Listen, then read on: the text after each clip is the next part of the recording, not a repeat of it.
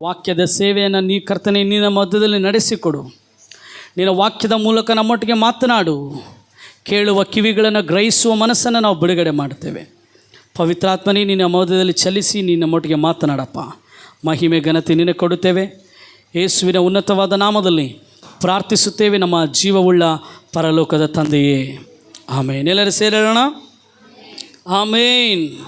Hallelujah, hallelujah.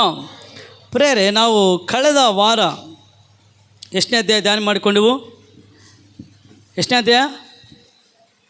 ಯಾವ ಪುಸ್ತಕ? ನೆಹೆಮೀಯ. ಎಷ್ಟನೇ ಅಧ್ಯಾಯ? 8ನೇ ಅಧ್ಯಾಯವನ್ನು ನಾವು ಧ್ಯಾನ ಮಾಡಿಕೊಂಡೆವು ಪ್ರಿಯರೇ. ಎಷ್ಟನೇ ಅಧ್ಯಾಯ? 8ನೇ ಅಧ್ಯಾಯ. ಎಲ್ಲರೂ ಯಾವ ಅಧ್ಯಾಯ? 8ನೇ ಅಧ್ಯಾಯ. ನಾವು ಅದನ್ನು ಸ್ವಲ್ಪ ಚುರುಕಾಗಿ ನೋಡಿ 9ನೇ ಅಧ್ಯಾಯಕ್ಕೆ ಹೋಗೋಣ ಪ್ರಿಯರೇ. ಅಲ್ಲಿದ್ದಂಥ ಎಲ್ಲ ಇಸ್ರಾಯೇಲ್ ಜನರು ನೆಹೆಮೀಯನು ಸೇರಿ ಎಷ್ಟು ದಿನದಲ್ಲಿ ಆ ಪೌಳಿ ಗೋಡೆಯನ್ನು ಕಟ್ತಾರೆ? 52 ದಿನದಲ್ಲಿ ಪೌಳಿ ಗೋಡೆಯನ್ನು ಕಟ್ಟಿ ಮುಗಿಸ್ತಾರೆ ಪ್ರಿಯರೇ. ಕೇಳ್ರಿ ಎಲ್ಲರೂ ಜಾಗ್ರತೆಯಿಂದ. ನಾವು 7ನೇ ಅಧ್ಯಾಯದಲ್ಲಿ ನೋಡುವುದಾದರೆ ಅನೇಕ ಜನರ ಪಟ್ಟಿಗಳನ್ನು, ಅವರ ಮನೆಗಳನ್ನು, ಅವರ ಕುಲಗಳನ್ನು ನಾವು ನೋಡ್ತೇವೆ ಪ್ರಿಯರೇ. ಅದಾದಮೇಲೆ 8ನೇ ಅಧ್ಯಾಯಕ್ಕೆ ನಾವು ಬಂದರೆ ಅಲ್ಲಿ ಇದ್ದಂಥ ಎಲ್ಲ ಜನರು ಇಸ್ರಾಯೇಲ್ ಸರ್ವ ಸಮೂಹದವರು ಎಂಬುದಾಗಿ ಅಲ್ಲಿ ಬರೆಯಲ್ಪಟ್ಟಿದೆ ಪ್ರಿಯರೇ. 8ನೇ ಅಧ್ಯಾಯದ ಅದರ 1ನೇ ವಚನ ಓದಿಕೊಂಡ್ರೆ, ಇಸ್ರಾಯೇಲಿನ ಸರ್ವ ಸಮೂಹದವರು 7ನೇ ತಿಂಗಳಿನಲ್ಲಿ ಅವರು ಕೂಡಿ ಬಂದು ಏನು ಮಾಡಿದ್ರಂತೆ? ಮೋಶೆಯ ಮುಖಾಂತರ ಇಸ್ರಾಯೇಲಿಗೆ ಕೊಟ್ಟ ಧರ್ಮಶಾಸ್ತ್ರದ ಗ್ರಂಥವನ್ನು ತೆಗೆದುಕೊಂಡು ಬರಬೇಕೆಂದು ಧರ್ಮ ಉಪದೇಶಕನಾದ ಎಜ್ರನನ್ನು ಕೇಳಿಕೊಂಡರು. ಹಲ್ಲೆಲೂಯಾ. ಎಜ್ರನು ಅಂದರೆ ಅರ್ಥ ಸಹಾಯಕನು. ಆಮೇನ್. ಎಜ್ರನ್ ಅಂದರೆ ಏನರ್ಥ? ಸಹಾಯಕನು. ಎಜ್ರನ್ ಏನಾಗಿದ್ದಂದರೆ ಆತನು ಧರ್ಮೋಪದೇಶಕನಾಗಿದ್ದನು, ಯಾಜಕನಾಗಿದ್ದನು, ಮತ್ತು ಧರ್ಮಶಾಸ್ತ್ರದ ಬೋಧಕನು ಸಹ ಆಗಿದ್ದನು ಪ್ರಿಯರೇ. ಅಲ್ಲಿದ್ದಂಥ ಜನರೆಲ್ಲರೂ ನೋಡ್ರಿ, ಗೋಡೆ ಕಟ್ಟಿದ ಮೇಲೆ ಅವರಲ್ಲಿ ಒಂದು ವಾಕ್ಯದ ಕುರಿತಾದ ಒಂದು ಉಜ್ಜೀವನ ಬಂತ್ರಿ. ನಾನು ಹೇಳ್ತೀನಿ, ಈ ಅಂತ್ಯಕಾಲದ ಉಜ್ಜೀವನ ಹೆಂಗೆ ಬರ್ತದೆ ಗೊತ್ತರಿ? ವಾಕ್ಯದ ಮೂಲಕ ಬರ್ತದೆ. ವಾಕ್ಯವನ್ನು ಸಾರುವುದರ ಮೂಲಕ, ಪ್ರಕಟಣೆಗಳನ್ನು ನಾವು ಕೇಳುವುದರ ಮೂಲಕ ಉಜ್ಜೀವನ ಬರುವಂಥದ್ದಾಗಿದೆ ಪ್ರಿಯರೇ. ಈ ಅಂತ್ಯಕಾಲದ ಉಜ್ಜೀವನ ಹೆಂಗೆ ಬರ್ತದ್ರಿ? ವಾಕ್ಯದ ಮೂಲಕ ಬರ್ತದ್ರಿ. ನಾವು ಕೂಡ ಅನೇಕ ಉಜ್ಜೀವನಗಳನ್ನು ನೋಡಿದ್ದೇವೆ. ಉಜ್ಜೀವನ ಆರಾಧನೆಗಳು ಪ್ರಾರಂಭವಾದಾಗ ಬಂದು, ಹೊಸ ಹೊಸ ಹಾಡುಗಳು ಆದಾಗ ಬಂದು, ಆಮೇಲೆ ಏನಾಯಿತು? ಅದ್ಭುತಗಳು ನಡೆದಾಗ ಬಂದು ರೀ, ಸಭೆಗಳು ಕಟ್ಟಲ್ಪಟ್ಟಾಗ ಬಂತು. ಈಗ ಅಂತ್ಯಕಾಲದ ಉಜ್ಜೀವನ ಅದು ದೇವರ ವಾಕ್ಯದ ಮೂಲಕ ಬರ್ತದ್ರಿ. ಇಲ್ಲಿದ್ದಂಥ ಇಸ್ರಾಯೇಲ್ ಸರ್ವ ಸಮೂಹದವ್ರು ಏನು ಮಾಡಿದ್ರಂತೆ? ಧರ್ಮೋಪದೇಶಕನಾದ ಯಾರನ್ನ? ಎಜ್ರನನ್ನು ಕರೆದ್ರಂತೆ. ಎಲ್ಲರೂ ಯಾರನ್ನ ಕರೆದ್ರಂತೆ? ಎಜ್ರನ್. ಎಜ್ರನ್ ಅಂದರೆ ಅರ್ಥ ಏನು? ಸಹಾಯಕನು. ಬಂದಂತೆ ಎಜ್ರನು, ಬಾಪ, ಮೋಶೆ ಮೂಲಕ ದೇವರು ನಮಗೆ ಕೊಟ್ಟಂಥ ಧರ್ಮಶಾಸ್ತ್ರವನ್ನು ನಮಗೇನು ಕೊಡು? ಹೇಳಿಕೊಡು ಅಂತ ಹೇಳಿದ್ರಂತೆ ಪ್ರಿಯ. ನಮಗೆ ವಾಕ್ಯದ ಕುರಿತಾದ ಒಂದು ಹಸಿವಿರ್ಬೇಕ್ರಿ. ಯಾವ ಹಸಿವು? ಯೇಸು ಸ್ವಾಮಿ ಹೇಳಿದರು, ಮನುಷ್ಯರು ರೊಟ್ಟಿ ತಿಂದ ಮಾತ್ರದಿಂದ ಬದುಕೋದಿಲ್ಲ, ದೇವರ ಬಾಯಿಂದ ಹೊರಡುವ ಪ್ರತಿ ಮಾತಿನಿಂದಲೂ ಅವನೇನಾಗ್ತಾನೆ? ಬದುಕುತ್ತಾನೆ. ಪ್ರವಾದಿಯಾದ ಯೆರೆಮೀಯನು ಹೇಳಿದನು, ನನಗೆ ದೊರೆತ ನಿನ್ನ ಮಾತುಗಳನ್ನು, ನಿನ್ನ ವಾಕ್ಯಗಳನ್ನು ನಾನು ಆಹಾರ ಮಾಡಿಕೊಂಡೆನು. ಹಲ್ಲೆಲೂಯಾ. ವಾಕ್ಯದ ಕುರಿತಾದ ಒಂದು ದಾಹ. ಆ ಬಾಬೆಲ್ ಸಂಸ್ಥಾನದಲ್ಲಿ ಯಹೂದ್ಯರು 70 ವರ್ಷ ಸೆರೆ ಬಂದಿಗಳಾಗಿ ಒಯ್ಯಲ್ಪಟ್ರಿ. ಆ ಬಾಬೆಲ್ ಸಂಸ್ಥಾನದಲ್ಲಿ ಇದ್ದಂಥ ದಾನಿಯೇಲನು ಏನು ಮಾಡಿದ ಗೊತ್ತರಿ? ಆತನು ದೇವರ ವಾಕ್ಯಗಳನ್ನು ತೆಗೆದು ಓದಲಿಕ್ಕೆ ಪ್ರಾರಂಭಿಸಿದನಂತೆ. ಏನು ಮಾಡಲಿಕ್ಕೆ ಪ್ರಾರಂಭಿಸಿದ? ದೇವರ ಧರ್ಮಶಾಸ್ತ್ರವನ್ನು ತೆಗೆದು ಓದಲಿಕ್ಕೆ ಆತನ ಏನು ಮಾಡ್ದ? ಪ್ರಾರಂಭಿಸಿದ. ಪ್ರೇರೆ, ವಾಕ್ಯದ ಕುರಿತಾದಂಥ ದಾಹ ನಮ್ಮನ್ನು ಬಿಟ್ಟು ಹೋಗಬಾರ್ದ್ರಿ. ದೇವರು ಯೆರೆಮೀಯನೊಟ್ಟಿಗೆ ಮಾತಾಡಿದಾಗ ಯೆರೆಮೀಯನು ಏನು ಮಾಡದಂತೆ? ಬಾರೂಕ್ ಎನ್ನುವಂಥ ಒಬ್ಬ ಯವನಸ್ಥನನ್ನು ಕರೆದು, ಬರಹಗಾರ ಅವನು, ಈ ವಾಸ್ ಅ ರೈಟರ್, ಅವನನ್ನು ಕರೆದು ಏನು ಮಾಡದಂತೆ? ನಾನು ಹೇಳುವ ಎಲ್ಲ ಮಾತುಗಳನ್ನು ಬರೆ ಅಂತೇಳಿ ದೇವರು ಮಾತಾಡಿದ ಮಾತುಗಳನ್ನು ಬರೆಸಿಟ್ಟಂತೆ ಪ್ರಿಯರೇ.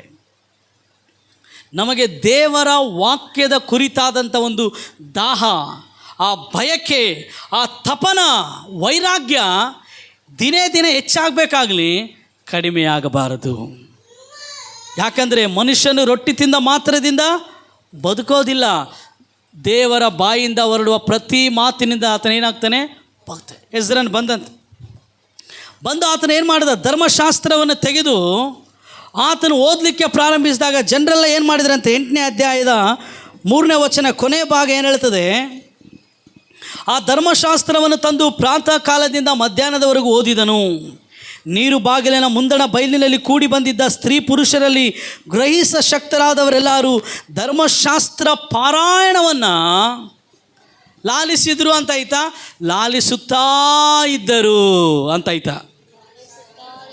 ಅಂದರೆ ಅರ್ಥ ಏನು, ಅದು ಹಂಗೆ ಮುಂದುವರಿಯಿತು, ಅದು ನಿಂತು ಹೋಗಲಿಲ್ಲ.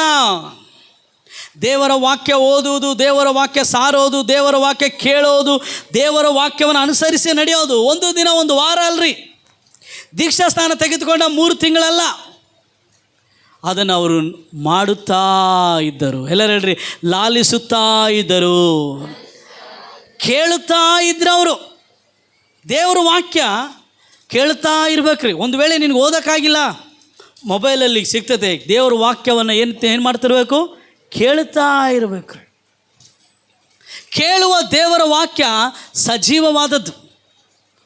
ದೇವರ ಕೇಳುವ ವಾಕ್ಯ ಜೀವವುಳ್ಳದ್ರಿ. ನಮ್ಮ ಮರ್ತ್ಯ ದೇಹಗಳನ್ನು, ನಮ್ಮ ಮರ್ತ್ಯ ಆತ್ಮಗಳನ್ನು ಬದುಕಿಸುವಂಥದ್ದಾಗಿದೆ. ಯೇಸು ಹೇಳಿದ ಯೋಹಾನ ಬರೆದ ಸುವಾರ್ತೆ 6ನೇ ಅಧ್ಯಾಯ 63ನೇ ವಚನ, ನಾನು ಮಾತಾಡಿದ ಪ್ರತಿ ಮಾತುಗಳು ಆತ್ಮವಾಗಿಯೂ ಜೀವವಾಗಿಯೂ ಅವೇ.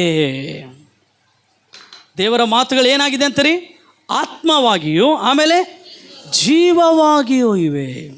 ನಮ್ಮ ಸತ್ವದ ಆತ್ಮವನ್ನು ಈ ಆತ್ಮವಾದಂಥ ದೇವರ ವಾಕ್ಯ ಬದುಕಿಸ್ತದ್ರಿ. ಜೀವವಾದ ಈ ದೇವರ ವಾಕ್ಯ ನಮ್ಮನ್ನು ಏನು ಮಾಡ್ತದೆ, ಬದುಕಿಸ್ತದೆ. ಅದಕ್ಕೆ ನಾವು ಕೇಳುತ್ತಾ ಲಾಲಿಸುತ್ತಾ ಇರಬೇಕ್ರಿ. 2ನೇದು 5ನೇ ವಚನ ನಾವು ಓದಿಕೊಂಡ್ರೆ ಪ್ರೇರೆ, ಯಾವಾಗ ಅವರು ಧರ್ಮಶಾಸ್ತ್ರವನ್ನು ಎಜ್ರನು ತರ್ತಾನೋ ಆಗ ಅಲ್ಲಿದ್ದ ಜನರ ಸಮಕ್ಷಮದಲ್ಲಿ ಗ್ರಂಥವನ್ನು ತೆರೆದ ಕೂಡಲೇ ಎಲ್ಲರೂ ನಿಂತರು. ಎಲ್ಲರೂ ಏನು ಮಾಡಿದ್ರಂತೆ, they honoured the word of god. ಅವರು ದೇವರ ವಾಕ್ಯವನ್ನು ಸನ್ಮಾನಿಸಿದರು. ಎಲ್ಲರೂ ಏನು ಮಾಡಿದರು, ಏನು ಮಾಡಿದರು ಪ್ರೇರೆ. ಬೈಬಲ್ ಹೇಳುತ್ತದೆ, ಜ್ಞಾನೋಕ್ತಿಗಳು 13:13ರಲ್ಲಿ ಓದೋಣ. ದೇವರ ವಾಕ್ಯ 13 ಇಲ್ಲಾಂದ್ರೆ 14 ನೋಡ್ರಿ. ದೇವರ ವಾಕ್ಯವನ್ನು ಉಲ್ಲಂಘಿಸುವವನಿಗೆ ಅಂತ ಇರ್ತದೆ ವಾಕ್ಯ, ಹೋದ್ರಿ.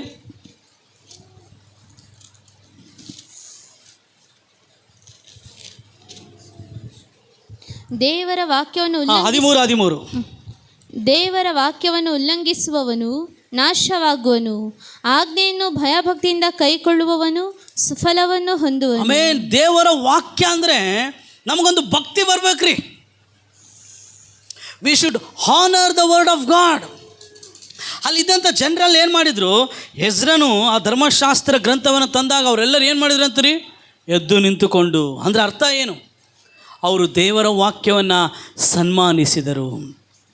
ದೇವರ ವಾಕ್ಯವನ್ನು ಉಲ್ಲಂಘಿಸುವವನು ಏನಾಗ್ತಾನಂತೀರಿ, ನಾಶವಾಗುತ್ತಾನೆ. Don't deny the word of God. ದೇವರ ವಾಕ್ಯವನ್ನು ಏನು ಮಾಡಬೇಡ, ತಾತ್ಸಾರ ಮಾಡಬೇಡ, ನಿರ್ಲಕ್ಷ್ಯ ಮಾಡಬೇಡ. ದೇವರು ಹೆಂಗಾದರೂ ಮಾತಾಡ್ತಾನೆ ರೀ, ನೇರವಾಗಿ ತಾನೇ ಮಾತಾಡ್ತಾನೆ, ತನ್ನ ವಾಕ್ಯದ ಮೂಲಕ ಮಾತಾಡ್ತಾನೆ, ತನ್ನ ಸೇವಕರ ಮೂಲಕ ಮಾತಾಡ್ತಾನೆ, ತಾನು ನಂಬಿದ ಮಕ್ಕಳ ಮೂಲಕ ಮಾತಾಡ್ತಾನೆ, ಪ್ರವಾದಿಗಳ ಮೂಲಕ ಮಾತಾಡ್ತಾನೆ. ನಾವು ದೇವರ ವಾಕ್ಯವನ್ನು ಏನು ಮಾಡಬಾರ್ದು, ಅಲ್ಲಗೆಳೆಯಬಾರ್ದು. ದೇವರ ವಾಕ್ಯವನ್ನು ಉಲ್ಲಂಘಿಸಬಾರ್ದು. ಆಜ್ಞೆಯನ್ನು ಭಯಭಕ್ತಿಯಿಂದ ಕೈಗೊಳ್ಳುವವನು ಏನಾಗ್ತಾನಂತರಿ, ಸುಫಲ. ದೇವರ ವಾಕ್ಯವನ್ನು ನಾವು ಸನ್ಮಾನಿಸುವವರಾಗಿರ್ಬೇಕು. ಅದಾದಮೇಲೆ 8ನೇ ವಚನ ನಾವು ನೋಡ್ತೇವೆ. ಜನರು ಎದ್ದು ನಿಂತ ನಂತರ ಅವರು ದೇವರ ಧರ್ಮಶಾಸ್ತ್ರವನ್ನು ಸ್ಪಷ್ಟವಾಗಿ ಓದುತ್ತಾ ಅದರ ತಾತ್ಪರ್ಯವನ್ನು ವಿವರಿಸಲು ಜನರು ಗ್ರಹಿಸಿದರು. ಎಲ್ಲ ಹೇಳ್ರಿ, ದೇವರ ವಾಕ್ಯವನ್ನು ಸ್ಪಷ್ಟವಾಗಿ ಓದುತ್ತಾ ಹೇಳ್ರಿ, ಬಾಯ್ ತೆರೆದು. ದೇವರ ವಾಕ್ಯ ಹೆಂಗೆ ಓದ್ಬೇಕಂತೆ, ಸ್ಪಷ್ಟವಾಗಿ ಓದ್ಬೇಕು. ಭಾಳ ಜನ ಕಣ್ಣಿಂದ ಓದ್ತಾರೆ ದೇವರ ವಾಕ್ಯ. ಕಣ್ಣಿಂದ ಓದಬಾರ್ದು. ನೀನು ಕಣ್ಣುಗಳಿಂದ ದೇವರ ವಾಕ್ಯವನ್ನು ನೋಡಬೇಕು, ನಿನ್ನ ಬಾಯಿಂದ ನೀನು ಓದಬೇಕು. ಹೆಂಗೆ ಓದಬೇಕಂದ್ರೆ ನೀನು ಓದುವಂಥದ್ದು ನಿನ್ನ ಕಿವಿಗೆ ಬೀಳ್ಬೇಕ್ರಿ. ಎಲ್ಲ ಹೇಳ್ರಿ, ನೀನು ಓದುವಂಥದ್ದು ಎಲ್ಲಿ ಕೇಳಿಸ್ಬೇಕು? ನಿನ್ನ ಸ್ವಂತ ಕಿವಿಗೆ. ಅವಾಗ ಆತ್ಮಿಕ ಮಂಡಲದಲ್ಲಿ ಒಂದು ಕಾರ್ಯ ನಡೀತದೆ ರೀ. ನೀವು ಸುಮ್ಮನೆ ಕಣ್ಣು ತೆಗೆದು ಇವ್ರು ಏನು ಮಾಡಿದ್ರಂತೆ, ಸ್ಪಷ್ಟವಾಗಿ ಓದುತ್ತಾ ಅದರ ತಾತ್ಪರ್ಯವನ್ನು ವಿವರಿಸಲು ಜನರು ಏನು ಮಾಡಿದ್ರಂತೆ, ಗ್ರಹಿಸಿದರು. ಎಲ್ಲ ಹೇಳ್ರಿ, ದೇವರ ವಾಕ್ಯವನ್ನು ಸ್ಪಷ್ಟವಾಗಿ ಓದು. ದೇವರ ವಾಕ್ಯ ಹೆಂಗೆ ಓದಬೇಕಮ್ಮ? ಎಲ್ಲ ಹೇಳ್ರಿ, ಏನು ಹೆಂಗೆ ಓದಬೇಕು? ಸ್ಪಷ್ಟವಾಗಿ ಓದಬೇಕು. ನಿನಗೆ ಯಾವ ಭಾಷೆ ಬರ್ತದೋ ಆ ಭಾಷೆಯಲ್ಲಿ ಬೈಬಲನ್ನು ಕೊಂಡುಕೊಂಡು ಆ ಭಾಷೆಯಲ್ಲಿ ನೀನು ಸ್ಪಷ್ಟವಾಗಿ ದೇವರ ವಾಕ್ಯವನ್ನು ಓದಬೇಕು. ನೀನು ಓದುವಂಥ ವಾಕ್ಯ ನಿನ್ನ ಕಿವಿಗೆ ಕೇಳಿಸ್ಬೇಕು. ಆಮೇನ್. ಆಗ ಮಾತ್ರ ನೀನು ಏನನ್ನಾದರೂ ಗ್ರಹಿಸಲಿಕ್ಕೆ ಸಾಧ್ಯ. ಹೇಳ್ರಿ, ನೀನು ಯಾವಾಗ ಗಟ್ಟಿಯಾಗಿ ಓದ್ತೀಯಲ್ಲ ನೀನು ಡಿಸ್ಟರ್ಬ್ ಆಗೋದಿಲ್ಲ. ಅದು ನಿನ್ನ ಒಳಗೆ, ನಿನ್ನ ಆತ್ಮನ ಒಳಗೆ ಹೋಗ್ತದೆ. ಅದು ಮಾತ್ರ ಅಲ್ಲ, ಅವ್ರು ಏನು ಮಾಡಿದರು, ಅದರ ತಾತ್ಪರ್ಯವನ್ನು ವಿವರಿಸಲು ಜನರು ಗ್ರಹಿಸಿದರು. ನೀನು ಓದ್ತಾ ಇದ್ದಿ, ನಿನಗೆ ಅರ್ಥ ಆಗಿಲ್ಲ, ಅದರ ಅರ್ಥವನ್ನು ಕೇಳು. ಯಾರು ವಾಕ್ಯ ಓದ್ತಾರೋ, ಯಾರು ಬೈಬಲ್ ಬೋಧಿಸ್ತಾರೋ ಅವ್ರಿಗೆ ಕೇಳು. ಅದರ ತಾತ್ಪರ್ಯ, ಅದರ ಸಾರಾಂಶ, ಅದರಲ್ಲಿರುವಂಥ ಸತ್ಯ ಐತಲ್ಲ ಅದನ್ನು ನೀನು ಗ್ರಹಿಸಬೇಕು. ಒಂದು ವೇಳೆ ನೀವು ಓದುವ ವಾಕ್ಯ ನಿನಗೆ ಪ್ರಕಟಣೆ ಆಗಿಲ್ಲ ಅಂದರೆ ನೀನು ಓದ್ತಾ ಇರೋದು ಬರೀ ಒಂದು ಬುಕ್ ಅಷ್ಟೇ. ನೀನು ಓದ್ತಿರೋದು ಒಂದು ಬರೀ ಬುಕ್ಕು. ನೀನು ಓದುವಂಥ ವಾಕ್ಯ ಅಮ್ಮ ನಿನಗೊಂದು ಪ್ರಕಟಣೆ ಆಗಬೇಕು, ಪ್ರಕಟಿಸಲ್ಪಟ್ಟ ವಾಕ್ಯ ಆಗಬೇಕು. When this logos will become your rhema, then your life will be transformed. ನೀನು ಓದುವಂಥ ಬರೆಯಲ್ಪಟ್ಟ ಈ ವಾಕ್ಯ ಐತಲ್ರಿ, ಅದು ಪ್ರಕಟಿಸಲ್ಪಟ್ಟ ವಾಕ್ಯ ಆಗಬೇಕು. ಇದು ಲೋಗೋಸ್ ಅಂತೀವಿ ನಾವು. ಈ ಲೋಗೋಸ್ ರೇಮಾ ಆಗಿ ಬದಲಾಗಬೇಕು. ಆವಾಗ ಮಾತ್ರ ನಮ್ಮ ಜೀವಿತದಲ್ಲಿ ಬದಲಾವಣೆ, ಪರಿವರ್ತನೆ ಬರಲಿಕ್ಕೆ ಸಾಧ್ಯ. ಇನ್ನೊಂದು ನಾನು ಹೇಳ್ತೀನಿ ರೀ, ನಾವು ವಾಕ್ಯವನ್ನು ಓದಿದಾಗ ವಾಕ್ಯದ ಮೂಲಕ ನಮಗೆ ಪರಿವರ್ತನೆ, ಮನ ಪರಿವರ್ತನೆ, ಬದಲಾವಣೆ, ರೂಪಾಂತರ, ಚೇಂಜ್ ಬಂದಿಲ್ಲ ಅಂದರೆ ದೇವರ ವಾಕ್ಯವನ್ನು ನೀನು ಸ್ಪಷ್ಟವಾಗಿ ಓದ್ತಾ ಇಲ್ಲ. ಅದು ಮಾತ್ರ ಅಲ್ಲ, ಆತ್ಮನ ಸಹಾಯದಿಂದ ನೀನು ಓದ್ತಾ ಇಲ್ಲ. ಬೈಬಲನ್ನು ನಾವು ಪ್ರಾರ್ಥನಾ ಪೂರ್ವಕವಾಗಿ ಆತ್ಮನ ಸಹಾಯದಿಂದ ಓದಬೇಕ್ರಿ. ಯಾವಾಗ ಪ್ರಾರ್ಥನಾ ಪೂರ್ವಕವಾಗಿ ಆತ್ಮನ ಸಹಾಯದಿಂದ ಓದ್ತೇವೋ ಪರಿಶುದ್ಧಾತ್ಮನ ಏನು ಮಾಡ್ತಾನೆ, ನಾವು ಓದುವ ವಾಕ್ಯದ ಮೂಲಕ ಪಾಪ, ನೀತಿ, ನ್ಯಾಯ ತೀರ್ಪಿನ ಕುರಿತು ಅರಿವನ್ನು ಹುಟ್ಟಿಸ್ತಾನೆ. ನಾವು ಓದುವ ವಾಕ್ಯ ನಮ್ಮ ಕಾಲಿಗೆ ದೀಪವು ಬೆಳಕು ಆಗಬೇಕಂದ್ರೆ ಪವಿತ್ರಾತ್ಮನ ಸಹಾಯ, ಪ್ರಾರ್ಥನೆಯ ಮೂಲಕ ನಾವು ಓದಬೇಕು ರೀ. ಇಲ್ಲಿ ಎಜ್ರ ನಾವು ಏನು ಮಾಡಿದಂತೆ, ಓದ ವಾಕ್ಯವನ್ನು ಸ್ಪಷ್ಟವಾಗಿ ವಿವರಿಸಿದರೆ ಜನ ಗ್ರಹಿಸಿದ್ರಂತೆ. ಬೈಬಲ್ ಓದೋದು ಒಳ್ಳೇದ್ರಿ. ಬೈಬಲ್ ಜೊತೆಗೆ ಬೇರೆ ಬೇರೆ ದೊಡ್ಡ ದೊಡ್ಡ ದೈವ ಸೇವಕರು, ದೇವರಿಂದ ಕರೆಯಲ್ಪಟ್ಟು ಉಪಯೋಗಿಸಲ್ಪಟ್ಟ ದೈವ ಸೇವಕರು ಬರೆದಂಥ ಪುಸ್ತಕಗಳಿವೆ, ಅವುಗಳನ್ನು ಕೂಡ ನಾವು ಓದಬೇಕ್ರಿ. ಬೈಬಲ್ ಕಾಮೆಂಟ್ರಿಗಳಿದೆ, ವ್ಯಾಖ್ಯಾನಗಳಿದೆ, ಅದನ್ನು ನಾವು ಓದಬೇಕಮ್ಮ. ಆವಾಗ ವಾಕ್ಯದ ಕುರಿತಾದಂಥ ಆಳ, ಇನ್ನು ವಾಕ್ಯದ ಕುರಿತಾದಂಥ ಆಳವಾದ ಸತ್ಯಾರ್ಥಗಳನ್ನು, ಮರ್ಮಗಳನ್ನು ನೀನು ತಿಳಿದುಕೊಂಡಾಗ ನಿನ್ನಲ್ಲೇ ಒಂದು ಬಿಡುಗಡೆ ಬರ್ತದೆ. ಎಷ್ಟು ಜನ ಹೇಳ್ತೀರಣ್ಣ ನನಗೆ ಬೈಬಲ್ ಓದೋಕ್ಕೆ ಟೈಮ್ ಇಲ್ಲ ನನ್ನ ಕೈ ಎತ್ತಿರಿ? ಎಲ್ಲರೂ ಓದ್ತೀರಾ? ಆಮೇಲೆ ಫಸ್ಟ್ ನೀನು ಬೈಬಲ್ ಓದು. ಅದಾದಮೇಲೆ ಬೇರೆ ಬೇರೆ ಪುಸ್ತಕಗಳಿದೆ, ಕಾಮೆಂಟ್ರಿಗಳಿದೆ, ಅದನ್ನ ಏನು ಮಾಡಬೇಕು, ಕೊಂಡ್ಕೋಬೇಕು. ಕೊಂಡ್ಕೊಂಡು ಏನು ಮಾಡಬೇಕು, ಓದಬೇಕು. ಅಲ್ಲೆಲ್ಲೂ ಆವಾಗ ದೇವರ ವಾಕ್ಯವನ್ನು ನಾವು ಗ್ರಹಿಸ್ತೇವೆ. ದೇವರ ವಾಕ್ಯ ನಮ್ಮ ಒಳಗೊಂದು ದೊಡ್ಡ ಬದಲಾವಣೆ ಬರ್ತದೆ ರೀ. ಅಲ್ಲೆಲ್ಲೂಯ್ಯ. ಅದಾದಮೇಲೆ ಭಾಳ ಪ್ರಾಮುಖ್ಯವಾದದ್ದು ಏನಂದರೆ 6ನೇ ವಚನ ಓದ್ರಿ, ಇಲ್ಲಾಂದರೆ ಇದು ಹೇಳಿ ನಾನು ಮುಗಿಸ್ತೀನಿ. ಯಾವಾಗ ಅವರು ಧರ್ಮೋಪದೇಶವನ್ನು ಕೇಳಿದ್ರೋ ಪ್ರಿಯರೇ, ಅವರು ಅಳಲಿಕ್ಕೆ ಪ್ರಾರಂಭ ಮಾಡಿದ್ರಂತೆ. ಹೇಳ್ರಿ, ಏನು ಮಾಡಿದ್ರಂತೆ ರೀ? ಯಾವತ್ತನ ನೀವು ವಾಕ್ಯ ಓದ್ಬೇಕಾದ್ರೆ ಹತ್ತೀರಾ, ಅಳ್ತೀರಾ? ದೇವರ ವಾಕ್ಯ ಓದ್ಬೇಕಾದ್ರೆ ನಮಗೆ ಅಳು ಬರ್ಬೇಕ್ರಿ. ಯಾಕೆ ಹೇಳ್ರಿ? ಆ ದೇವರ ವಾಕ್ಯ ನಮ್ಮ ಜೀವಿತದಲ್ಲಿ ಕಾರ್ಯ ಮಾಡ್ತದೆ. ನೀನು ವಾಕ್ಯ ಕೇಳಿದಾಗ, ವಾಕ್ಯ ಓದಿದಾಗ ನಿನ್ನಲ್ಲಿ ಕಣ್ಣೀರು ಬಂದಿಲ್ಲ ಅಂದರೆ ನೀನು ಸುಮ್ಮನೆ ಒಂದು ಪುಸ್ತಕ ಓದ್ತಾ ಇದೆ ಅಂತ ಅರ್ಥ. ನಿಜವಾದ ಪಶ್ಚಾತ್ತಾಪ ಬಂದಿಲ್ಲ. ಜನ ವಾಕ್ಯ ಕೇಳಿದ್ಗಳು ಹತ್ತರಂತೆ, ಅಂದರೆ ಅವರ ಜೀವಿತ ಅವರಿಗೆ ತೋರ್ಪಡಿಸಲ್ಪಡ್ತು. ನಾವು ದೇವರ ವಾಕ್ಯವನ್ನು ಓದಿದಾಗ, ಕೇಳಿದಾಗ ನಮ್ಮ ಜೀವಿತ ಏನು ಅಂತೇಳಿ ದೇವರ ವಾಕ್ಯ ನಮಗೆ ತೋರಿಸ್ತದ್ರಿ.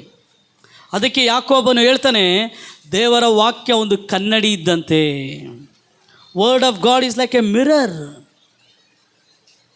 ಹೌದಲ್ರಿ? ಒಂದು ವೇಳೆ ದೇವರ ವಾಕ್ಯ ನಿನ್ನ ಹೃದಯದೊಳಗಿದ್ದರೂ ಕೂಡ ಆ ದೇವರ ವಾಕ್ಯ ನಿನ್ನನ್ನು ಸುಮ್ಮನೆ ಬಿಡೋದಿಲ್ಲರಿ. ಅದು ನಿನ್ನನ್ನು ಕದಲಿಸ್ತದೆ. ಅದು ಮಾಡು, ಇದು ಮಾಡಬೇಡ ಅಂತೇಳಿ ಅದು ನಿನ್ನನ್ನು ಎಚ್ಚರಿಸ್ತದೆ. ಯಾವುದು? ದೇವರ ವಾಕ್ಯ. ಇಲ್ಲಿ ಜನ ಏನು ಮಾಡಿದ್ರಂತ, ಆಳಕ್ಕೆ ಸ್ಟಾರ್ಟ್ ಮಾಡಿದ್ರಂತೆ. ಎಜ್ರನ ಧರ್ಮೋಪದೇಶ ಹೇಳ್ಬೇಕಾರೆ ಅವರಲ್ಲಿ ಒಂದು ಪಶ್ಚಾತ್ತಾಪ ಬಂತ್ರಿ. ಆಮೇಲೆ ಅವರಲ್ಲಿ ಒಂದು ಪಶ್ಚಾತ್ತಾಪ ಬಂತ್ರಿ. ರಾನ್ ಕೆನೆಲೆ ಎನ್ನುವಂಥ ದೊಡ್ಡ ಅದ್ಭುತವಾದ ದೇವರ ಆರಾಧನೆ ಮಾಡುವಂಥ ದೈವ ಸೇವಕನ ಹೇಳ್ದ, ದೇವರ ಒಳ್ಳೆತನ ಜನರನ್ನು ಪಶ್ಚಾತ್ತಾಪದ ಕಡೆಗೆ ನಡೆಸ್ತದೆ. The goodness of God will lead people into repentance. ದೇವರ ಒಳ್ಳೆತನ ರೀ.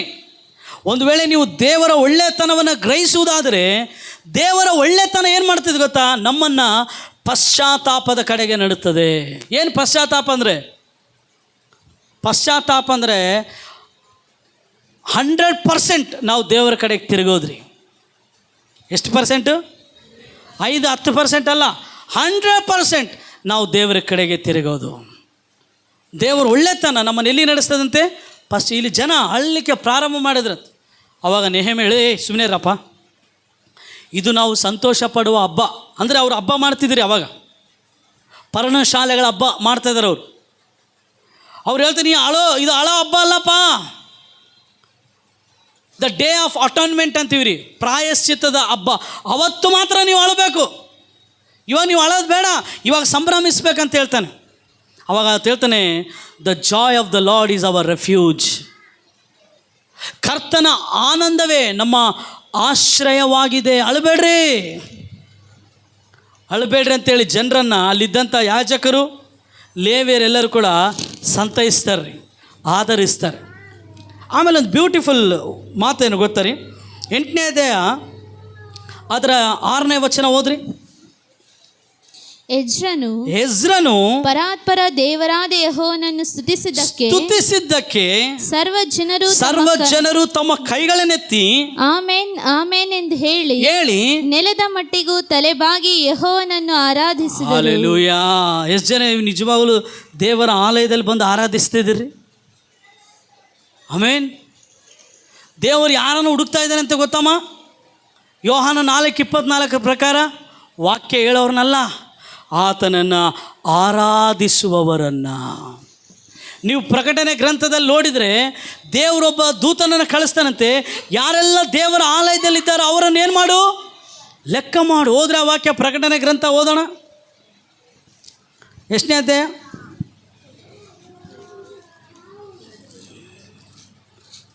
ಪ್ರಕಟಣೆ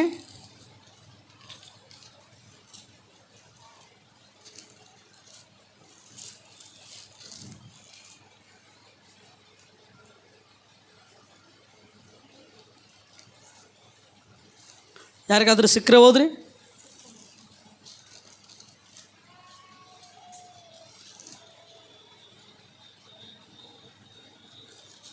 ಥ್ಯಾಂಕ್ ಯು ಜೀಸಸ್.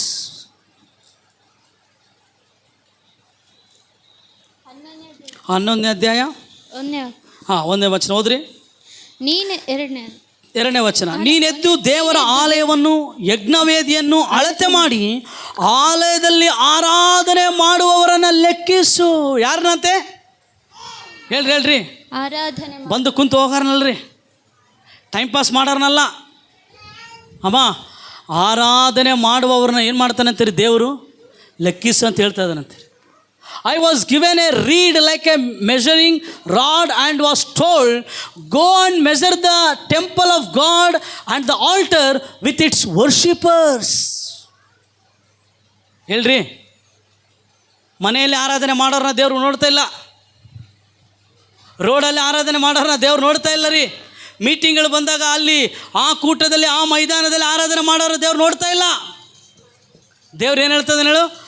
ಆಲಯದಲ್ಲಿ ಯಾರು ಆರಾಧನೆ ಮಾಡ್ತಾ ಇದ್ದಾರೋ ಅವರನ್ನು ನೀನು ಏನು ಮಾಡು? ಲೆಕ್ಕಿಸು. ಕೌಂಟ್ ದೆಮ್, ಮೆಷರ್ ದೆಮ್ ಅಂಥೇಳಿ ಆತನ ಕೈಯಲ್ಲಿ ಒಂದು ರಾಡ್ ಕೊಟ್ಟಂತ ರೀ, ಕೋಲ್ ಕೊಟ್ಟಂತ. ಇಲ್ಲಿ ಎಜ್ರನು ದೇವರನ್ನು ಸ್ತುತಿಸಲಿಕ್ಕೆ ಪ್ರಾರಂಭಿಸಿದ ತಕ್ಷಣ ಅಲ್ಲಿದ್ದಂಥ ಜನರು ಏನು ಮಾಡಿದರು? ಹೋದ್ರೆ ಅವಳು ಬೇಡ, ಪ್ರಭಾಕರ್ ಏನೋ ಆಡ್ಕೊಂಡ್ಲಿ, ಎಜ್ರ ಏನೋ ಆಡ್ಕೊಂಡ್ಲಿ ಬೇಡ ಅಂದ್ರೆ ಇಲ್ಲಿ ಬೈಬಲಲ್ಲಿರೋ ಹೆಸ್ರ ರೀ. ನಮ್ಮ ಚರ್ಚಿಗೆ ಬಂದರೆ ಹೆಸ್ರ ಬಗ್ಗೆ ಹೇಳ್ತಿಲ್ಲ ನಾನು. ಏನ್ರಿ? ಎಜ್ರನು ದೇವರನ್ನು ಸ್ತುತಿಸಲಿಕ್ಕೆ ಪ್ರಾರಂಭಿಸಿದ ತಕ್ಷಣ ಅಲ್ಲಿದ್ದಂಥ ಜನರಲ್ಲಿ ಏನು ಹೇಳಿದ್ರಂತೆ? ಆಮೇನ್ ಆಮೇನ್ ಅಂತೇಳಿ ನೆಲದ ಮಟ್ಟಿಗೂ ತಲೆಬಾಗಿ ಅಂದರೆ ಪ್ರಾಸ್ಟ್ರೇಟ್ ಆದ್ರಂತೀರಿ ಅವರು. ಇವತ್ತು ಯಾರ್ರೀ ಕೈ ಎತ್ತಂಗಿಲ್ಲ ನಾವು. ಇನ್ನು ಅಡ್ಡ ಬೀಳೋದೆಲ್ಲಿ, ಕೈ ಎತ್ತ ಚಪ್ಪಾಳೆ ಹೊಡೆಯೋದೆಲ್ಲಿ? ಹಾಡಾಡ್ತಿದ್ರೆ ಸುಮ್ಸಾನೆ ನೋಡ್ತಿರ್ತಾರೆ, ಎಂಟರ್ಟೈನ್ಮೆಂಟ್ ಥರ, ಹೌದಲ್ರಿ? ಇನ್ನೂ ಸ್ವಲ್ಪ ಜನ ಆರಾಧನೆ ಮಾಡೋದಾದ್ರೆ ಅವ್ರ ಲೆಕ್ಕ ಇಲ್ಲ ರೀ. ಆರಾಧನೆ ಮಾಡೋದಾದ್ರೆ ಅವ್ರಿಗೇನು ಒಂದು ಆರ್ಕೆಸ್ಟ್ರಾ ಇದ್ದಂಗೆ, ಅವ್ರಿಗೆ ಹೆಂಗಿದ್ದಂಗೆ. ಇನ್ನು ಹಾಡಾಡೋರಂದರೆ ಇನ್ನು ಅವರ ಹಾಡಾಡ್ಯಾರ ಅವ್ರು. ನಾನು ಹೇಳ್ದಲ್ಲ, ಒಬ್ಬ ಪಾಸ್ಟ್ ನನಗೆ ಫೋನ್ ಮಾಡಿದೆ ರೀ, ಪಾಸ್ಟೇ మీరు ఏం అనుకోదండి ಅಂತ ಹೇಳೋದು. ఏం చెప్పండి పాస్ట్, మీరు ఏం అనుకోదంటే నేను చెప్తాను. ఏం చెప్పండి పాస్ట్. ఏం లేదు పాస్టర్, మీరు వచ్చి ఆరాధన నడిపిస్తారా? ఏం పాస్టర్ మీరు అలా చెప్తున్నారు? లేదు పాస్టర్, కొంతమందికి ఆరాధనకు పిలిస్తే వాళ్ళు రారు. ఏమో వాళ్ళకి వాక్య పరిచయం చేసేదానికే పిలియాలంట. వాక్య పరిచర్య చేస్తే పెద్ద సేవ, ఆరాధన చేస్తే ఎక్కడ ఉందండి బైబిల్? ಎಲ್ಲೈತ್ರಿ ಬೈಬಲಲ್ಲಿ? ಎಲ್ಲೈತ್ರಿ? ಎಲ್ಲಿ ಇಲ್ಲ ರೀ. ಜನ ಮಾಡಿರೋದದು ಡಿಸ್ಕ್ರಿಮಿನೇಷನ್. ಏನು ಅವ್ರಿಗೆ? ಆರಾಧನೆ ಮಾಡೋರು ಅಂದ್ರೆ ಏನು? ಇಲ್ಲಿ ಲೋ ಲೆವೆಲ್, ವಾಕ್ಯ ಹೇಳೋರಿದ್ರೆ ಹೈ ಲೆವೆಲ್. ಇಲ್ಲ ರೀ, ಸುಳ್ಳದು, ಸುಳ್ಳು. ದೇವರ ವಾಕ್ಯ ಹೇಳುವವರು ಒಂದೇ, ಆರಾಧನೆ ಮಾಡುವವರು ಒಂದೇ ರೀ. ಹಲ್ಲೆಲೂಯಾ. ನೀನು ಆರಾಧನೆ ನಿನ್ನ ಜೀವಿತದಲ್ಲಿ ಮರ್ತೋಗಿ ಅಂದರೆ ಅರ್ಥ ನೀನು ಪರಲೋಕದ ಒಂದು ಏನಂತೀರ ಎನ್ವೈರ್ಮೆಂಟಿಂದ ತಪ್ಪೋಗ್ಬಿಟ್ಟು. ಇಲ್ಲಿ ಧರ್ಮೋಪದೇಶಕನಾದ ಎಜ್ರನು, the teacher of the law, Ezra, when he stood up and praised God, people join together. ಅಲ್ಲಿ ಜನ ಆತನ ಜೊತೆಗೆ ಸೇರಿದ್ರಂತರಿ. ಹೇಳ್ರಿ, ನಾವು ಸ್ವಲ್ಪ ಜನ ಚರ್ಚಿಗೆ ಬರ್ರಿ, ಮೀಟಿಂಗ್ ಬಂದ್ರೆ ಹೆಂಗೆ ಬರ್ತಾರಲ್ರಿ? ಅವ್ರು ಹಾಡಾಡ್ಲಿ ಬಿಡ, ಹಾಡಾಡಿ ವರ್ಷಿಪ್ ಮಾಡಲಿ ಬೇಡ, ವಾಕ್ಯ ಕೇಳಕ್ಕಲ್ಲ. ಸೊ ಹಿಂಗೆ ಬರ್ತಾರೆ. ಅಂದರೆ ನೀನು ಯಾವಾಗ ಆರಾಧನೆಯನ್ನು ಅಲ್ಲಗಳಿತೀಯೋ ದೇವರ ಸನ್ನಿಧಾನವನ್ನು ನೀನು ಅಲ್ಲಗಳಿತಾ ಇದ್ದಿ. ನೀನು ದೇವರ ಆರಾಧನೆಯನ್ನು ಲಘುವಾಗಿ ತೆಗೆದುಕೊಂಡ್ರೆ ಅರ್ಥ ಏನು ಗೊತ್ತಾ? ದೇವರ ಪ್ರಸನ್ನತೆ ನಿನ್ನ ಜೀವಿತದಲ್ಲಿ ಇಲ್ಲ. ಯಾಕ್ರಿ? ಆರಾಧನೆ ಮಾಡ್ಬೇಕಾದ್ರೆ ದೇವರ ಇಳಿದು ಬರ್ತಾನಂತಮ್ಮ. ಕೀರ್ತನೆಗಾರನು ಹೇಳ್ತಾನೆ, ಇಸ್ರಾಯೇಲ್ಯರ ಸ್ತೋತ್ರ ಸಿಂಹಾಸನದಲ್ಲಿ ಇರುವಾತನೇ. He takes inhabitants in the praises of his people. ಆತನ ಜನರು ಸ್ತುತಿಸುವ ಆರಾಧಿಸುವಲ್ಲಿ ಆತನ ಇಳಿದು ಬರ್ತಾನಂತಮ್ಮ. ಹೇಳ್ರಿ, ಇವತ್ತಿನ ದಿನ ನಾವು ಆರಾಧನೆ ಮಾಡ್ಬೇಕಂದ್ರೆ ಏನಿಲ್ಲ, ನಮಗೆ ಆಸಕ್ತಿ ಇಲ್ಲ, ಬಾಯೇ ತೆರೆದಿಲ್ಲ ನಾವು.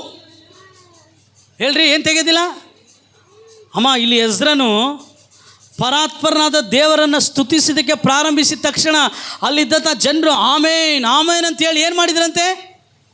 ನೆಲದ ಮಟ್ಟಿಗೂ ತಲೆಬಾಗಿ ಯೆಹೋವನನ್ನು ಆರಾಧಿಸಿದರು. ಹಲ್ಲೆಲೂಯಾ. ಪ್ರಿಯರೇ, ದೇವರು ಏನಾಗಿದ್ದಾನೋ ಅದನ್ನು ನೆನೆಸಿ ಅದನ್ನು ಅರ್ಥ ಮಾಡಿಕೊಂಡು ಆ ಅರಿವಿನಿಂದ ನಾವು ಆತನನ್ನು ಆರಾಧಿಸೋದೇ ನಿಜವಾದ ಆರಾಧನೆ ರೀ. ಆರಾಧನೆಯಲ್ಲಿ ಜನರು ನಮ್ಮ ಪ್ರೇಕ್ಷಕರಲ್ಲ, ಆರಾಧನೆಯಲ್ಲಿ ದೇವರೇ ನಮ್ಮ ಪ್ರೇಕ್ಷಕನು. When we worship, people are not our spectators, God is our spectator. ಏನ್ರಿ, ನಾನೇನೋ ಹಾಡಾಡ್ತಿದ್ರೆ ಅಂತೇಳಿ ನೀವು ಆರಾಧನೆ ಮಾಡಿದ್ರಲ್ರಿ, ದೇವರನ್ನು ನಾವು ಆರಾಧಿಸ್ತಾ ಇದ್ದೇವೆ. ನಾನು ಅದಕ್ಕೆ ಹೇಳ್ತೀನಿ, ನಾವು ಆಡುವ ಪ್ರತಿ ಹಾಡು ನಮ್ಮನ್ನು ದೇವರ ಹತ್ತಿರಕ್ಕೆ ಕರ್ಕೊಂಡು ಹೋಗಬೇಕು. ಪ್ರತಿ ಹಾಡಿನಲ್ಲಿ ನಾವು ದೇವರನ್ನು ಅರಿತು ಆ ದೇವರ ಅರಿವಿನಲ್ಲಿ ನಾವು ದೇವರನ್ನ ಏನು ಮಾಡ್ಬೇಕ್ರಿ? ಆರಾಧಿಸ್ಬೇಕ್ರಿ. ಇಲ್ಲಿ ಜನ ಏನು ಮಾಡಿದರು? ತಲೆ ಬಾಗಿ ಅವರು ದೇವರನ್ನ ಏನು ಮಾಡಿದ್ರು ಅಂತೀರಿ? ಆರಾಧಿಸಿದರು. ನೋಡ್ರಿ, ಸ್ತುತಿ ಆರಾಧನೆ ಒಂದಕ್ಕೊಂದು ಅಂಟುಕೊಂಡು ನಡೀತಾವ್ರಿ. ಅದು ಒಂದು ವಾಹನದ 2 ಚಕ್ರಗಳಿದ್ದಂತೆ. ಎಲ್ಲಿ ಸ್ತುತಿಸೋ ಜನ ಇರ್ತಾರೋ ಆ ಜನ ದೇವರನ್ನ ಆರಾಧಿಸ್ತಾರ್ರಿ. ಆರಾಧಿಸೋ ಜನರು ಸ್ತುತಿಸ್ತಾರೆ, ಸ್ತುತಿಸೋ ಜನರು ಆರಾಧಿಸ್ತಾರ್ರಿ. ಬೈಬಲಲ್ಲಿ ಯುದ್ಧ ಸ್ತುತಿಸಿ ಆರಾಧನೆ ಮಾಡಿ ಗೆದ್ದರ್ರಿ. ಎರಿಕೋ ಕೋಟೆ ಸ್ತುತಿಸಿ ಬೀಳಿಸಿದರು. ಯೋಷಾಫಾಟ್ ಎನ್ನುವಂಥ ಯುದ್ಧ ಶೂರನು ಆರಾಧನೆ ಮಾಡಿ ಸ್ತುತಿ ಮಾಡಿ ಶತ್ರುವಿನ ಪಾಳೆಯದಲ್ಲಿ ಏನು ತಂದ? ಗಲಿಬಿಲಿಯನ್ನು ತಂದರಿ. ಸ್ತುತಿಸುವ ದಾವೀದನೇ, ಆರಾಧಿಸುವ ದಾವೀದನೇ ಆ ದೈತ್ಯ ಗೊಲಿಯಾತನನ್ನು ಏನು ಮಾಡಿದರಿ? ಸಂಹಾರ ಮಾಡಿದನ್ರಿ. ಸ್ತುತಿಸುವ ಪೌಲ ಸೀಲರೇ ಸರಪಣಿಗಳ ಸರಪಣಿಯಲ್ಲಿ ಆ ಸೆರೆಮನೆಯಲ್ಲಿ ಸರಪಣಿಗಳು ಕಳಚಿ ಬಿದ್ದು ಭೂಕಂಪ ಉಂಟಾಗುವಂತೆ ಮಾಡಿದರು. ಅದು ಮಾತ್ರ ಅಲ್ಲ, ಆ ಒಂದು ಸೆರೆಮನೆಯ ಅಧಿಕಾರಿ ರಕ್ಷಣೆ ಹೊಂದುವಂತೆ ಮಾಡಿದನು.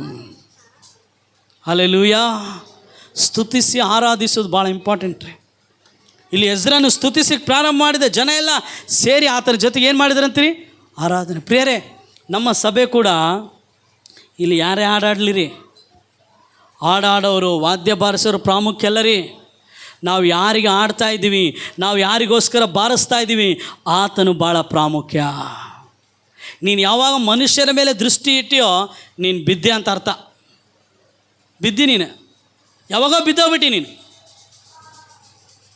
ನಾನು ಹೇಳ್ತೀನಿ ರೀ, ನಿನ್ನ ಮೊದಲನೇ ಫಾಲ್ ಡೌನ್ ಯಾವಾಗ ಗೊತ್ತಾ? When you compare yourself with others. ನಿನ್ನನ್ನು ನೀನು ಯಾವಾಗ ಇನ್ನೊಬ್ಬರಿಗೆ ಹೋಲಿಕೆ ಮಾಡ್ಕೊಳ್ತೀಯೋ ಅವತ್ತೇ ನಿನ್ನ ಮೊದಲೇ ಹೆಜ್ಜೆ ಬಿದ್ದುಬಿಟ್ಟು.